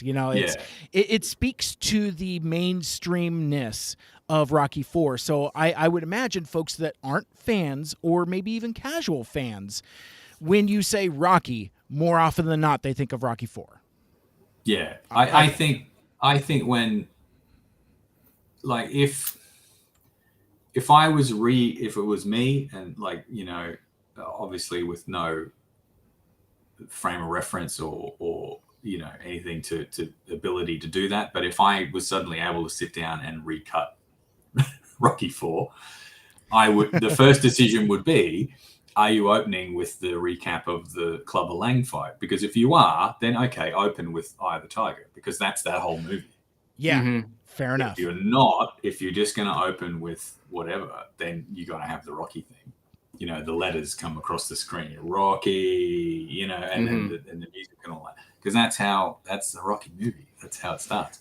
But there was just capitalizing on the fact that obviously Rocky 3 was massive, and and that song was huge, and that became, like you said, the hockey mask of Rocky. I love that. I mean, I just fell out of my chair. I mean, that's just a brilliant observation. Perfect. Yeah, I'm pretty good. I'm pretty good, you guys.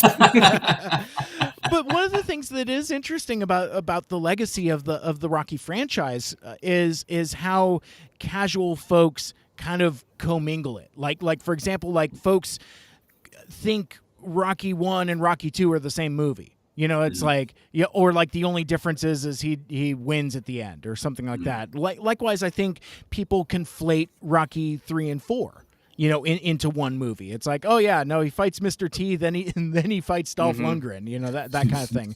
And I suppose, and I didn't really think about this until this recent viewing, where it's like, I could almost see where folks kind of get those weird misconceptions because of so much reuse in like the opening and in the montages. It's fascinating to consider. Yeah, people be like, no, Mickey's in the fourth one. No, he's not. Guy's in the third one. No, he's in the fourth one. No, hilarious. You see images of Mickey. That's why you're thinking that he was in the fourth one. This is so stupid, but I watched I rewatched recently. I think it's five or it's either five or it's Creed. I can't remember which it is. But there's a scene with Mickey in it that's not in any of the other movies. So I'm like, I wonder if this is just old footage. And they're like, oh no, Burgess Meredith wasn't dead. Like That's that five. wasn't. That's five. Yeah. Yeah, it's five, and it's interesting because it's like Burgess Meredith passed away. I mean, obviously he's super dead now, but yeah, he wasn't out of the movies because he had passed away. That is, I think that's interesting. I don't think that's dumb at all. Yeah, in five he could, because the only thing he has left is Mickey's. That's gym. right. He gives him the cuff link. And he has like a flashback of training, and it's all dark, so you're meant to see, so you can't tell that Stallone's 10 years older and stuff like that. Right. And then when he's fighting Tommy Gunn at the end, he has like his brains hemorrhaging or whatever, and he has visions of Mickey being like, "Get up, because Mickey loves you." That's right. And you're like, "Yes, Mickey, get up." That's right. So I like how they did that. Yeah. Because he's very absent. He's completely absent in Rocky IV, apart from the flashback. Aside from being dead in the flashbacks, like he pops up like a couple different times. One where he's super dead, and then like other couple times where he's just kind of like, I mean, I don't think he even speaks. He's just like rock or some such. I think there's a quick like 3.5 second, not even that, like clip of the argument. You want me to fight the fight? I'll fight the fight. And when Mickey goes to him in the first movie to basically ask to be his manager. And he's like, "My house stinks. It stinks in here." All that sort of stuff. But again, you just be like as a kid, I remember being like, "Who's that?" "Oh, that's Mickey. That's his old manager. He died." Okay. Next. Yeah. Exactly. Well, and it is fascinating too. And I did notice this while I was watching theatrical cut last night. It really, one of the trade-offs of it being so short is that nobody is really introduced. Like it is very much like you kind of need to have a functional understanding. Again, not all that dissimilar to that movie about the Transformers. It's like you needed to have some kind of understanding of who those characters are. You can't just watch Transformers the movie blind. I mean, it's like you'll be horribly lost, which is one of the biggest criticisms of it at the time. And I think trying to string together this theme that these movies are kind of distant cousins in a way.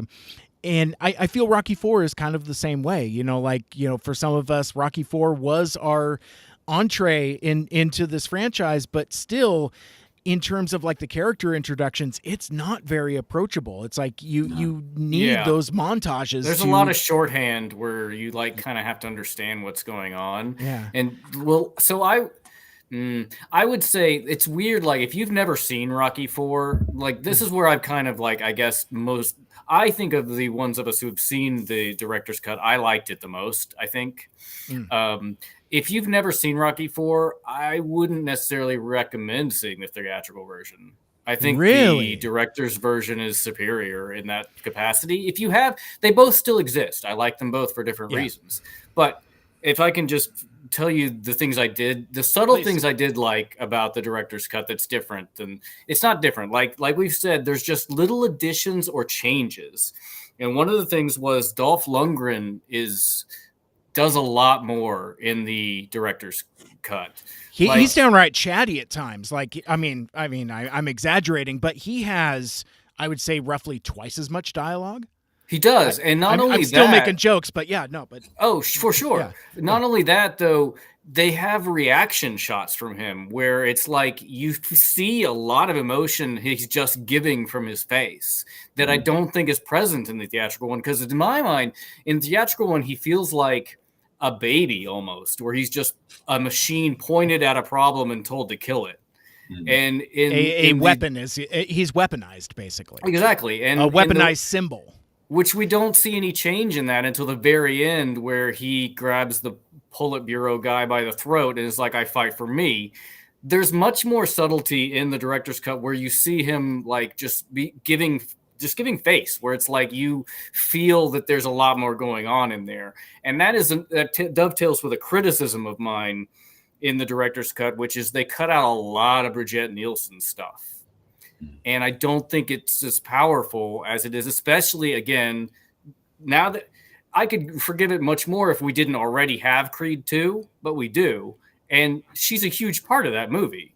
Yeah. And so the fact they cut out a bunch of her, even the part where he grabs the guy by the throat, she's not in that scene at all. You hear her dialogue, but you don't see her. And I think it weakens it a little bit. Like, so that I didn't like that as much. She reacts to that when he grabs the guy and like hoiks him up, you know, like He-Man, funnily enough. She reacts like, no, stop it, you know, like don't go against, you know, the boss kind of thing, or the whatever, the regime or whatever. Whereas he's like, yeah, exactly. And another small thing they did was with Creed, during the fight with Apollo, it's longer. By a few minutes, I think. By quite a lot. And I don't know if we're going to part ways on this, but like, while it was good to see that material, I don't know if narratively that's actually important, because I think for the plot, it's more important for Creed to just get blasted. And you know, it kind of I think having Apollo put up more of a fight, and the fight stuff is really good that they did put in across all of the fights. Actually, Stallone talks about how, like, you know, it just doesn't stand up to high definition viewing when you just see like these big haymakers that don't connect with anybody. And so he's cleaned up a lot of that, and like, you know, it's still movie boxing, but it, you know, you actually see those connections, and it is more visceral and more intense. But I don't know if it services the plot that Apollo puts up more of a fight rather than just being like immediately destroyed. So that's he's true. He's more competitive in the new version. It's more of a fight. Like, I can see it both ways, because I could see, like, he's supposed to be just a Soviet powerhouse and an unstoppable machine. But, like, I also didn't like how easily Apollo was beat necessarily. And the trade-off, I think, if we take them both as a whole, the fight in the theatrical version, the fight in the director's version, I'll take the director's one because of two things. One, they tweak the line where Apollo asks Rocky not to stop the fight. In the theatrical version, he says it when he's in his corner, or he says it during the fight. He's like, "No, don't stop it." Like when he's tied Apollo Creed up. But in the director's cut, he's sitting with Rocky, and he says, which is a subtle difference. He says, "If you're my friend, you won't stop this fight," which I thought was a lot stronger. And they drastically shrank the time between where it's obvious that Apollo's in trouble and they say throw the towel. It's almost instantaneous, and then the fatal hit, which I thought was and even. Oh, go ahead, Greg. Oh no, I was just gonna say, I having not seen the new version, of course, I do kind of like the fact that Apollo just gets blitzed, because in like wrestling terms, for instance, like it's a squash match, like where you have this established guy and then he's the biggest thing, and then the new guy comes in. Like it's Hulk Hogan beating Andre the Giant, you know what I mean? Like, and now you're the new guy kind of thing. Or whoever, Steve Austin or The Rock, you know, taking down whoever. But like it's what they call a squash match, where it's just one guy has all the offense, and it's, you know, a minute, 2 minutes, 1, 2, 3, done. And it's like, wow, that guy is in the fake world of, you know, wrestling. That guy just destroyed that other guy, and it puts him over, and it makes him this big threat. So to me, like, if you show Drago vulnerable early on, it's kind of like, well, Rocky might have a chance. Whereas I think you need to be going into that thinking, obviously it's a Rocky movie, you know he's got a chance. But like, as far as the story goes, it's more, this is this unstoppable force, like, and it makes Rocky the underdog again, which he has to be in every movie, because when Rocky's not the underdog, he gets blitzed, which is what happens to him in the third movie. Like, that's kind of the squash match when he goes against Clubber Lang. Like, Clubber Lang just beats the shit out of him, and that's that. So it's a similar in wrestling, where you use the older established guy who was a star to then put over the new guy, and it makes it, you give the rub to the new guy. So like they used Apollo to put over Drago and made him a challenge, so that when Rocky beats him, he beats someone worth beating, as opposed to just like, oh, you beat that guy, yeah, but he's lost to everybody. Who cares? You know what I mean? And that's what happens in wrestling now. But it's this 50-50 booking where a guy will win one week and then lose the next. So nobody's really on top apart from a couple. And then when they win a match, you go, so? Like, yeah, sure. I don't care. Whereas, you know, when Andre, I know it's all pretend, but like when Andre the Giant was beaten by Hogan back in whenever it was, 87 or whatever, it was a big deal because nobody beat Andre. It didn't happen. Right, you know? right. So when somebody beats him, it's, you know, and same again when Hogan has been beaten in the past by people like The Rock and things like that, it's a big deal because Hogan didn't lose many matches, you know? So it's kind of like, it's almost like the Terminator, you know, like if the Terminator was sort of, he's this unstoppable force in that first movie the whole time until the very end where they kind of luck out a victory almost. Whereas if there was sort of like, if there were scenes where they'll punch in the Terminator and beat him up, and then, you know, it would be like, like it's not a threat. It's like you need to just run away. But it's different with this. But I think that Drago needs to have just absolutely, and Apollo's so overconfident, which shows his character. His character hubris. has regressed, but it's regressed all the way back to how he was in the first movie, which is he underestimated Rocky. And he's turning up like George Washington, and he's like, you know, I want you, and I'm going to win in 3. And it's like, and he's doing the big rope-a-dopes, like, here it comes, get your cameras ready. Like all that kind of stuff. He's going down. Yeah, whereas Rocky has trained the hardest he's ever trained, and that's why it's sort of competitive. And then the second movie builds from there because now Apollo is training seriously. And so it's even more of a threat kind of thing. But yeah, I don't know. Like I said, I haven't seen that version, so I'm sure that if they fixed up the punching and things like that, then at least that's sounds like a positive. Yeah, so. And it's more of like just Apollo takes more than like there's more back and forth. Cool. Like it's not like all like Drago just throws more punches basically. I think if I recall. Yeah. So he doesn't sort of like start not winning, but he doesn't get an upper hand on Drago or anything like that. Where no, not really. No. That would ruin it for me a bit because it's like he just comes out and he doesn't even throw a punch for the first 30 seconds, and then all of a sudden it's just bam, bam, bam, bam, bam. Yeah, no, Apollo's never safe. Like he's bloodied pretty much instantly, but like it's Yeah, well, that makes sense because then it's more tragic as well because you're just like this. That's a hard thing to watch. That twitching on the ground. Oh my gosh. Yeah, and he's just dead. They're just like, oh well, he's dead. They're just. It's not like they're just like, get the ambulance. It's like what? It's a boxing match. There's doctors everywhere, and yet that is the weird thing. Of like, where's the fucking doctor? Right. Rocky's just holding him. Oh well, he's dead already. I saw somebody on Twitter. Maybe it was Toy Box Soapbox. I don't remember, but somebody made a GIF of Apollo just twitching on the ground, and it looks like he's just. Oh no. Oh my gosh, that's terrible. It's real terrible. He's a bad man. Go listen to Triple Takeover. It's an awesome show. Anyway, but I'm sorry, Ryan. So we took you like on like a deep tangent into legislation.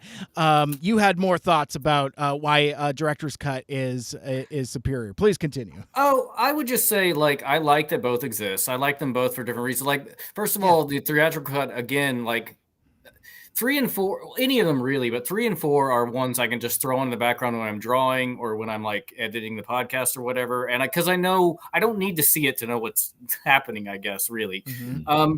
So for like, I would say if you have never seen any Rocky movie, I don't think I'd start with either one of these. Like, start from the beginning. It's the best way to do it. But if you've never seen Rocky 4 and you've seen up to Rocky 3, I might go with the director's cut. I don't know. But again, I'm trying to have it both ways, talking out of both sides of my mouth. I like the 80s capsule version that this is. I will say, George brought this up a little bit ago, but the funeral for Apollo Creed, in the director's cut, they have a great addition where Apollo's trainer Duke is the first one to make a speech. Yeah. And it's very good. It's very good. And then Rocky has a speech, but it's very pared down. But it was very moving to see his characterization in that. So yeah, I mean, I think that's the main points I've made about the director's cut. I enjoy them both, but like I guess I was just really, really pleasantly surprised. Like I was afraid, especially after that opening scene, which I think is a problem. But yeah, I enjoyed it. I will say that cabin, the training cabin that Rocky goes to in Russia, that seems awesome. Like, I would love to go to a place that's secluded. It looks so cozy. Just Caleb and I have talked about this 100 times. Of like, maybe in our retirement, we both want to go on like a Russian cargo vessel for like a couple of months around the world. And your face, Mike. This is a thing people do. But like, I would like the idea of just going to a secluded area where maybe it would be like a Jack Torrance situation, but I don't know. I think I'd have a lot of fun just doing drawing and writing and stuff like that. But I think everybody thinks that until you're like, I need Twitter. Yeah. Yeah, I think there's a lot of that. But I think that's one of the things that is so resonant about that sequence is that, you know, I mean, he's stripping everything away, you know, his wealth, his, you know, access and all of that. Even like, you know, the part where Paulie's like, you know, where's the antenna? You know, I need to watch TV and all that. They better have my comics. Yeah. Exactly. With his "Don't Tread on Me" jacket. Right. Which I never noticed before, but I know. No, but last night. That is uncomfortable. Like, that is another thing. I was like, would Paulie be? Yeah, he would. Yeah. They in the theatrical version, Paulie in the cabin is listening to the Chipmunks Christmas theme, and they took that out of the director's cut. There's no. It's just.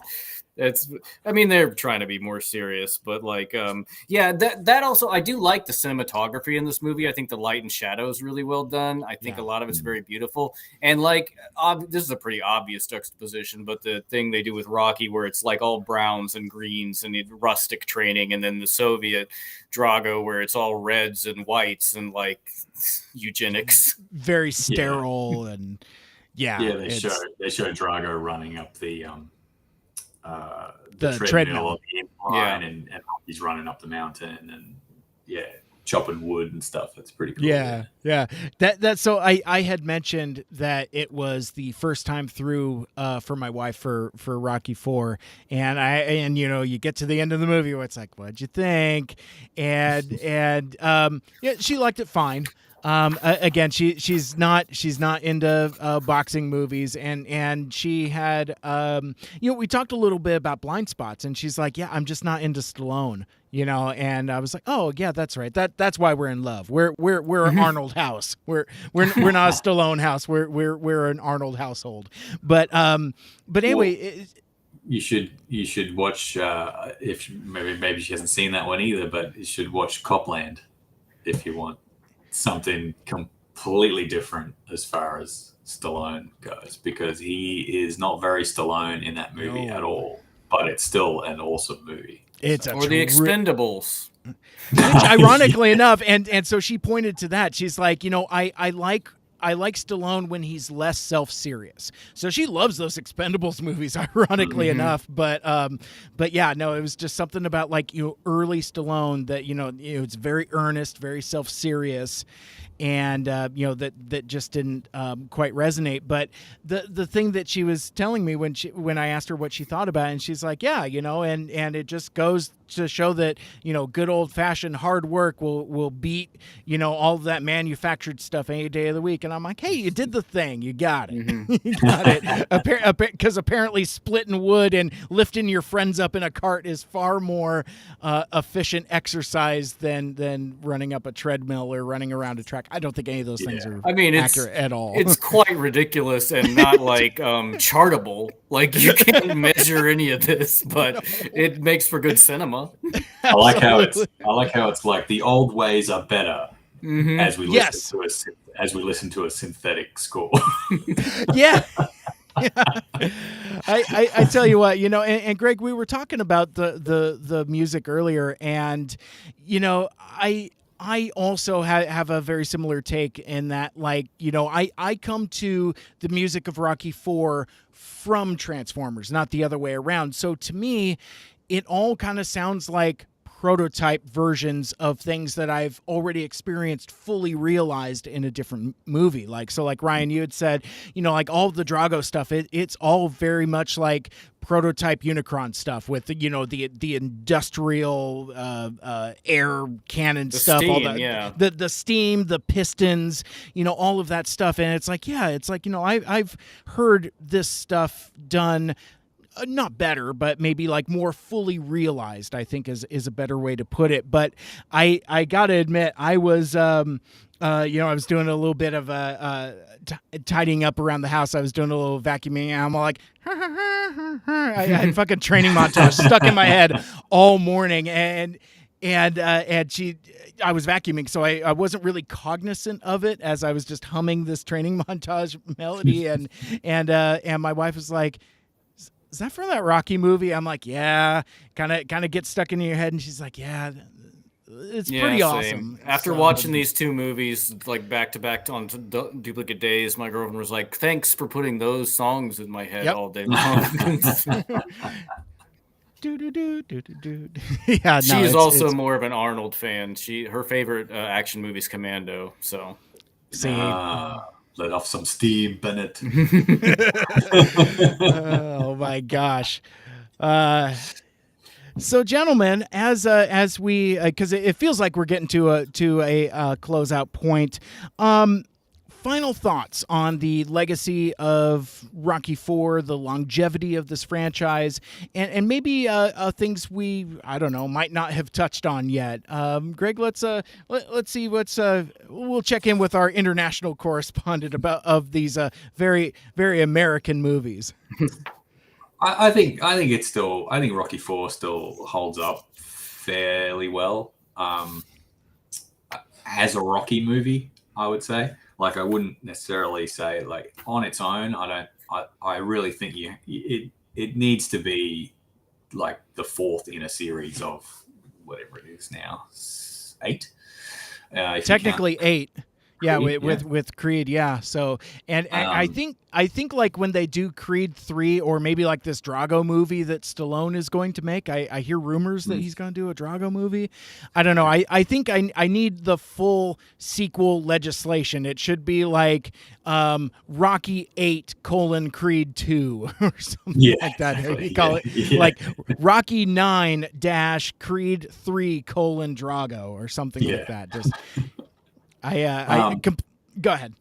Oh no, I was going to say, but I think, going back to watch it, it sort of lessens for me every time I rewatch it. I think just because there isn't a lot of substance to the movie, like it is, like recap. This is Rocky is rich, Apollo is unhappy in retirement. You get Apollo versus Drago, which ends tragically. All of a sudden, Rocky's going to Russia. Montage. Big fight. There's not a lot going on. And without some of those montages, what's the runtime? Like, 75 minutes, maybe, Something so, like that. like if it does, but then in having said that, it does serve its purpose very well for someone who's never seen a Rocky movie before to just put it in and watch it. And they don't want to, if you just want I just want a fighty Rocky movie. Because you don't then have to have an hour of Rocky walking the streets with his little ball, which is awesome. Like I said, Rocky's, when I did my 40 for 40 series a few years ago, I did 40 movie reviews for 40 weeks, and at the end of it I turned 40. So but like Rocky was number 6. And that's, so it's one of my favorite movies of all time. But so to me, that stuff's not boring because it's Rocky, but if you just want a quick 90-minute watch and you don't want to be bogged down in 4 other movies worth of stuff, it's got the quick recaps of, that's what Adrian used to look like. She worked at the pet shop. That's Paulie. That's where Rocky started punching meat, that's Mickey. That's Apollo. That's when they fought. Then he fought Mr. T. Now we're here. Okay, great. The Russian is the big unstoppable force. Rocky's got to train in the wilderness because he's sad because his friend died, basically. And he couldn't save him. Is that another parallel? Did he sort of is Rocky Hot Rod in this movie? And kind of in a way, didn't.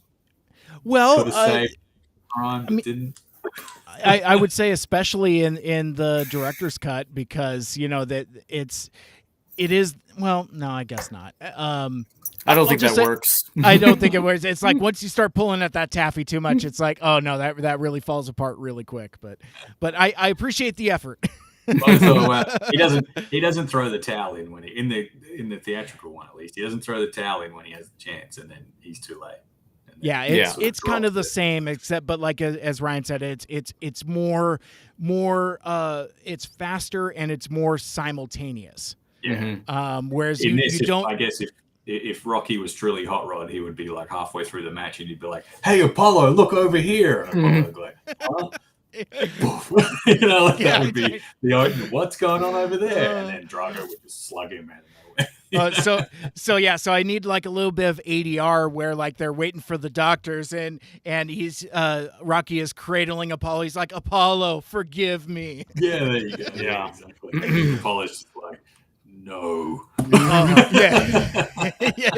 Exactly. Oh man, now I want a new version of the end where like the Russians are just kind of the fleeing Decepticons. It's like, how do you feel, mighty Drago? This is officially off the rails, gentlemen. This has been an absolute blast. Ryan, final thoughts. I would say I would agree with Greg on his points. I would say this is a popcorn movie. Yeah. It's not like Rocky, where if you've never again seen any Rocky movies, I recommend going from the beginning, but understand that it's something you have to emotionally invest in. Whereas this one, it's not. Like you don't. It just is. It's just what it is. There's not a lot more deeper to dig into it. It's kind of all up there on the screen. I would say, of course, since every analogy for me has to be booze related, the theatrical version will be like a shot of rye, which is satisfying, kind of one note. I would say the director's cut is the same, but it's the same shot of rye, but like in an old fashioned. Like there's something a little more complex there. There's a little more subtlety to it that you have to watch. Like again, like I just keep coming back to the emotional reactions that Drago gives. Basically, Dolph Lundgren, I feel like is not given I feel like he's getting a lot of short shrift as an actor, and I think he is good. And I think that this movie shows that he does have some ability in there. I will say 2 of my favorite lines from this movie. The turn in the fight, the last fight with Rocky and Drago, where they go, he's cut, and it's a bad cut, where they hit here's Drago. That's so, it's never gonna not delight me. I'm like, yeah. And then the part where Paulie goes, hit the one in the middle. is the Yeah. best. That's pretty terrific. Mm. All right, gentlemen. Well, I think that will about do it. Let's close out with plug time. So, Greg, you got Transformers Reanimated, you got Unfunny Nerd Tangent, you got Aussie Top 3. Tell the folks at home about all the cool stuff that you got going on, and where we can catch up with you on the internets and connect with you on the social medias. Yeah, thanks.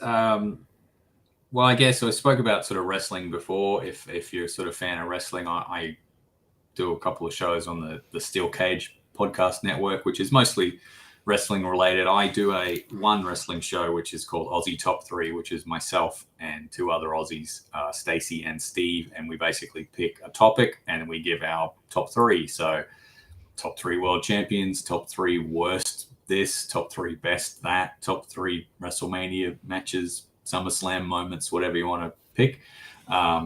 We have a number of topics and we just sort of rattle them off and talk about that.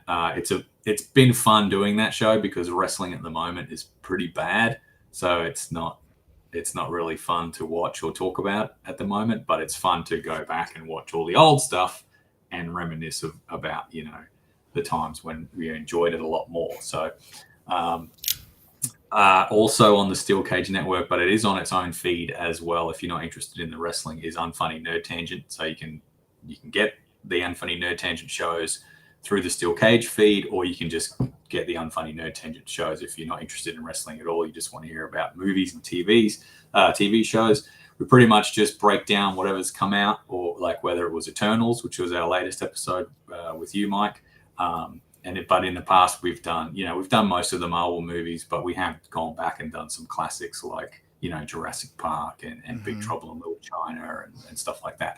And pretty soon we should be tackling part 2 of the Netflix Masters of the Universe Revelation, which the first episode was a lot of fun. Yeah, buddy. So I think that He-Man's got a lot of people talking. Pretty good as well. And then Transformers Reanimated is a project I'm doing with Yoshi, formerly of the Transmissions podcast. And basically we're filling in the gap in comic book script form between season 2 of the Transformers series and the movie, which we've spoken about on here. So obviously in the movie, certain characters appear: Ultra Magnus, Hot Rod, Blur, like who are they? Where did they come from? Certain characters disappear. There's no more Red Alert. There's no more tracks. There's no more Sideswipe. Where are they?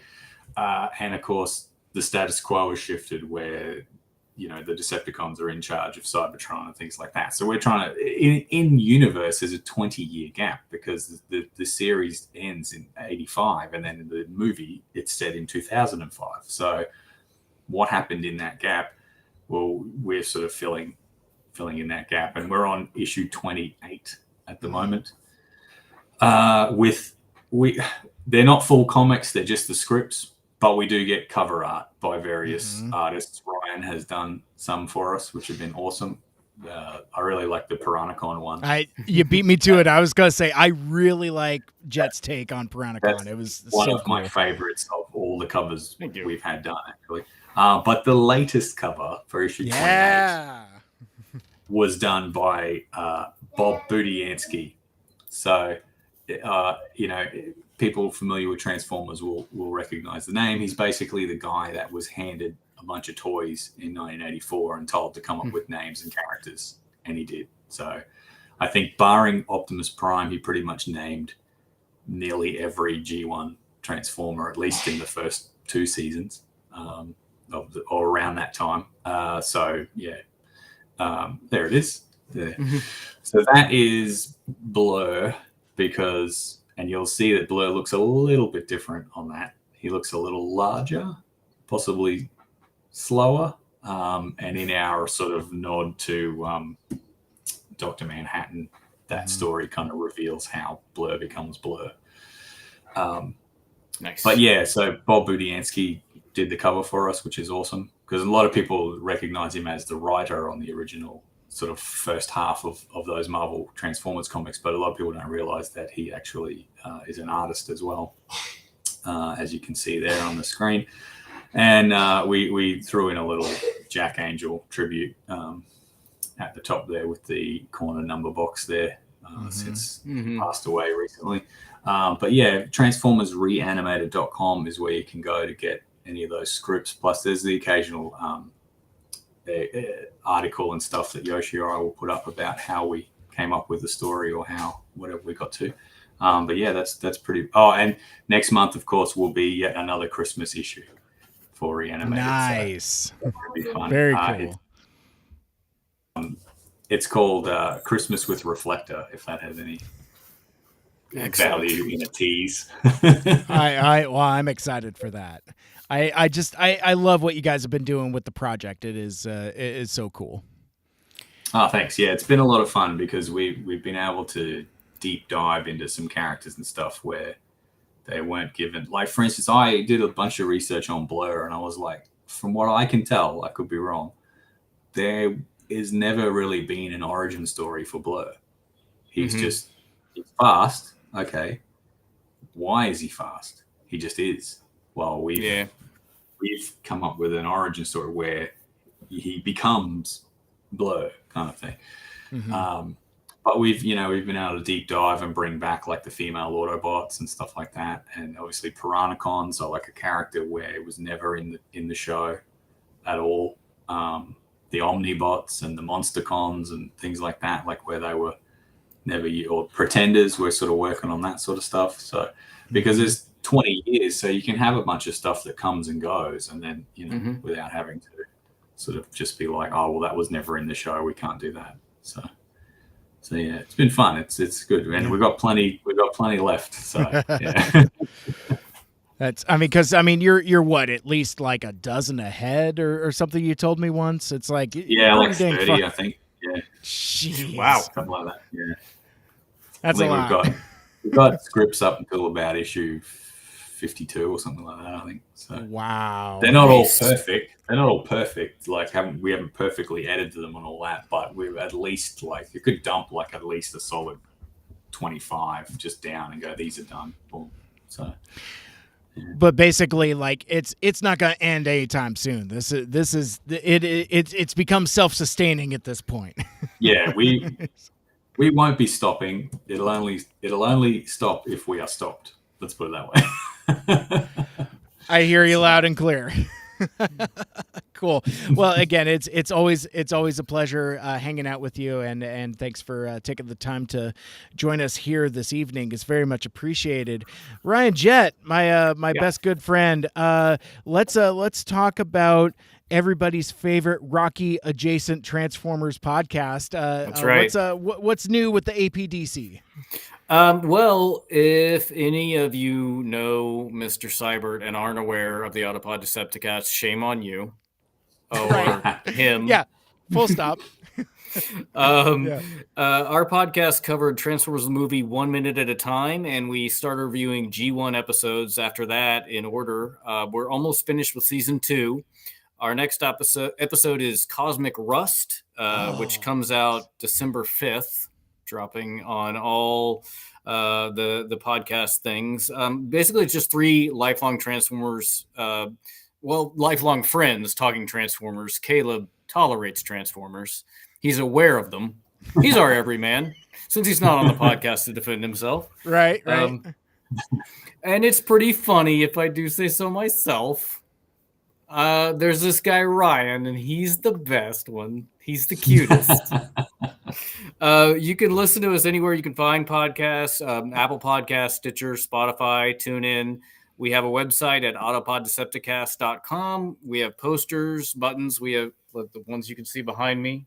Yeah. There's some of our merch back there. I want that cup post. And all kinds of other tchotchkes. Yeah. That's awesome. We're on Instagram, Facebook, and Twitter. Twitter's are the most active, all at APODcast. And we have a Patreon at patreon.com/APODcast. And we're just... Our booty boxes for our patrons are getting ready to come out. They will be out and shipped before the end of the year. right now is what we're shooting at. So awesome. yeah. I just saw recently a mock-up of a new button for the new button set that's going to be coming. That's the fifth face. The fifth face. So I'm really excited about that. And again, it's always cool kicking it with you, Ryan. And I'm, it's as we're closing out this kind of Thanksgiving weekend here in the States, I just want to be self-indulgent for a moment and talk about how I am thankful and grateful for my friends on the internet. A couple few years ago, I didn't necessarily have as many friends my age as I do now, and I never would have thought that we would have spent 2.5 hours talking about Rocky IV on a video podcast programming. So I am thankful for you guys for taking the time and joining me, and for being my friend. I really appreciate it. Thank you. Yeah, absolutely. Thank you, Mike. And I thank you for having us on. It's always good to talk to you. We always enjoy our interactions. It's fun. Yeah, it's been good. All right. Well, and with that, let's close things out. That will wrap things up for this week's episode. Thank you so much for listening and for hanging out with us. And if you want to listen to all of my past shows, subscribe on Apple Podcasts, Stitcher, Google Podcasts, Spotify, TuneIn, or wherever the heck else you listen to your podcasts. And you can check out the full show archive out on SoundCloud. 5 years and over 300 episodes worth of shows out there. And you can become a Mike Cybertronian and join the MSRP Friends and Fans Facebook group and tune in for another one of these Mike Cybert Radio podcast live streams that is streaming live on Twitter, YouTube, Twitch, and Facebook Live. Like, share, rate, and review the show. Let us know what you like and what you'd like to hear more of in the future. For my guests, George Soroy, Ryan Jett, and Greg Tansley, my name is Mike. This has been Mike Cybert Radio, and until next time, till all are one, make good choices. I couldn't think of a Rocky one. Yeah, bye. What's a Rocky one? I don't know. If he dies, he dies. Oh yeah, there you go. You'll lose. Yeah, that simulation's got people talking. There it is. You know what's so funny? I've made so many jokes about that recently. I actually forgot what the actual line was, because it's like, that director's got that line is never delivered. No, it's. So dumb. Caleb just started saying it, and it's kind of just like an amalgamate. Like, it's not even, it does not occur. Oh, speaking of Caleb, real quick. So Caleb couldn't be here today, but he sent me a lengthy text message that I totally forgot to read. God. So I'm going to read this very quickly as a post-credit scene. We've crossed over into the post-credit scene from Caleb Carter. In the late 1980s, the Soviet Union devoted a quarter of its gross economic output to the defense sector, parentheses. At the time, the most Western analysis put the figure at 15%. He did copy this from the Wikipedia. He even has the attribution number there. At the time, the military-industrial complex employed at least one of every 5 adults in the Soviet Union. Citation needed. In some regions of the Union of Soviet Socialist Republics, at least half of the workforce was employed in defense plants. The comparable U.S. figures were roughly 1/16 of the gross national product and about 1 of every 16 in the workforce. In 1989, 1/4 of the entire Soviet population was engaged in military activities, whether active duty, military production, or civilian military training. Caleb also adds, and Chernobyl happened a year after the Rocky IV. So that's Caleb's contribution. It sounds about like what he does on our podcast. So I don't know if you guys have listened to the last episode we did. I think it's already out. But whenever we recorded the last 2 episodes, Caleb realized that he had not watched either of them when he got to the studio here to record it. It was bound to happen sooner than later. But yeah. All right. Well, gentlemen, you have a terrific day. I was going to say evening, but you know what, Greg? You can have a terrific evening also when the time arrives. There you go. All right, guys. Well, this has been a blast. Let's do it again sometime soon. Cool, man. Thanks, Sounds Mike. good. Thanks, All everyone. right. See you Bye-bye. later.